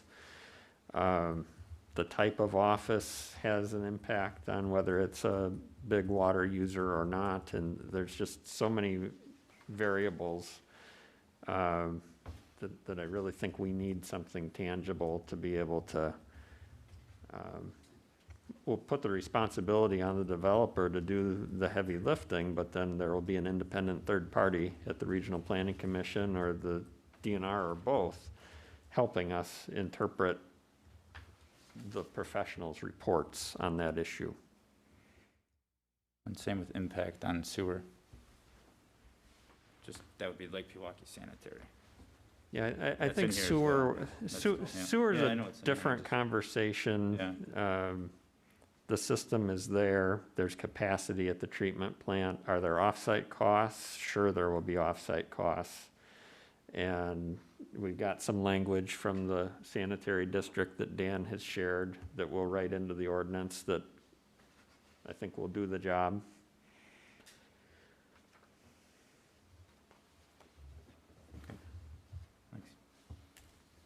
And the same can be said about the stormwater. and Yeah, drainage- stormwater. Fixing Right. the drainage issues on the north side of section 3. Mm-hmm. And section 1.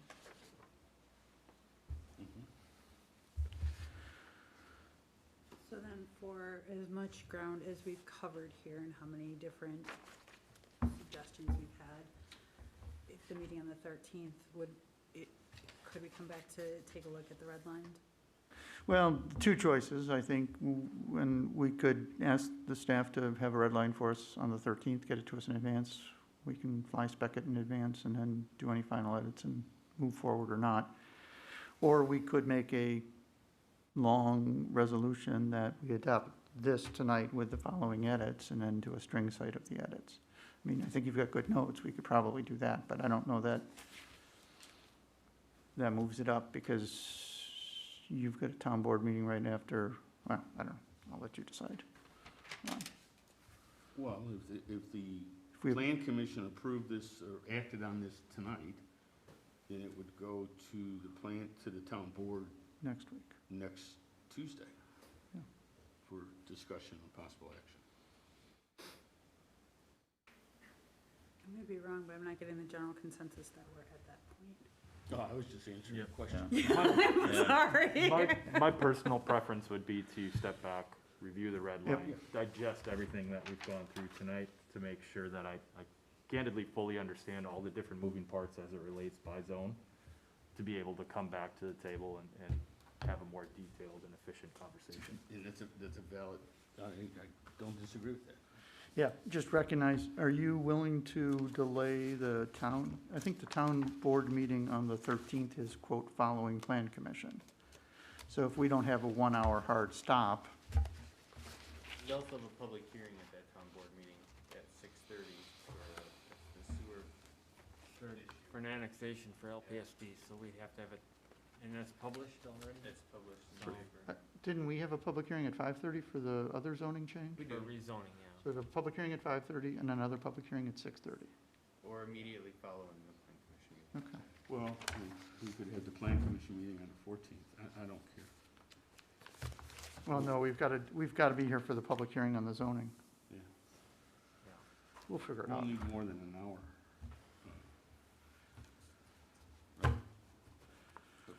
The Then plan we're- commission meeting will take longer than an hour on the 13th, I if suspect we're it. going to discuss this. That's why I was asking whether if the town board could be delayed to 7 or 7:30.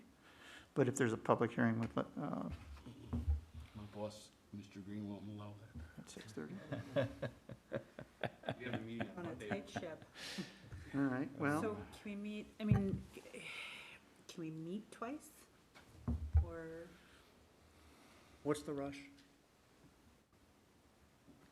No, Not on no, my really, I end. mean, what's the rush? I mean, we obviously have not listened to all the public input we listened to. We're not, bringing the density anywhere near in line with the rest of the neighbors. I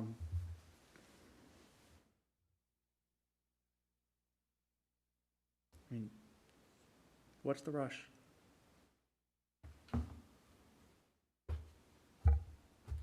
I don't think there is a rush. I think we're Well, just trying then- to talk through scheduling issues, that's all. Then let's wait for the red line and meet when we can meet. If we have to have another meeting in April, we'll have another meeting in April. works for me.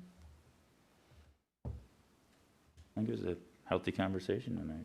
It was great.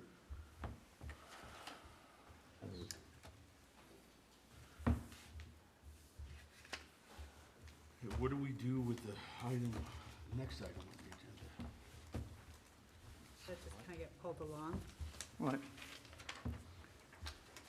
Item 5B, we've just discussed for the last 3 hours. Consider it. 6, discussion none. Next meeting is April 13th at 5:30 with the Joint Plan Commission and Town Board and a public hearing at which we may review a red line, I suspect. Item 8. Anyone want to move to adjourn? Make a motion to adjourn. Second. All in favor? Aye.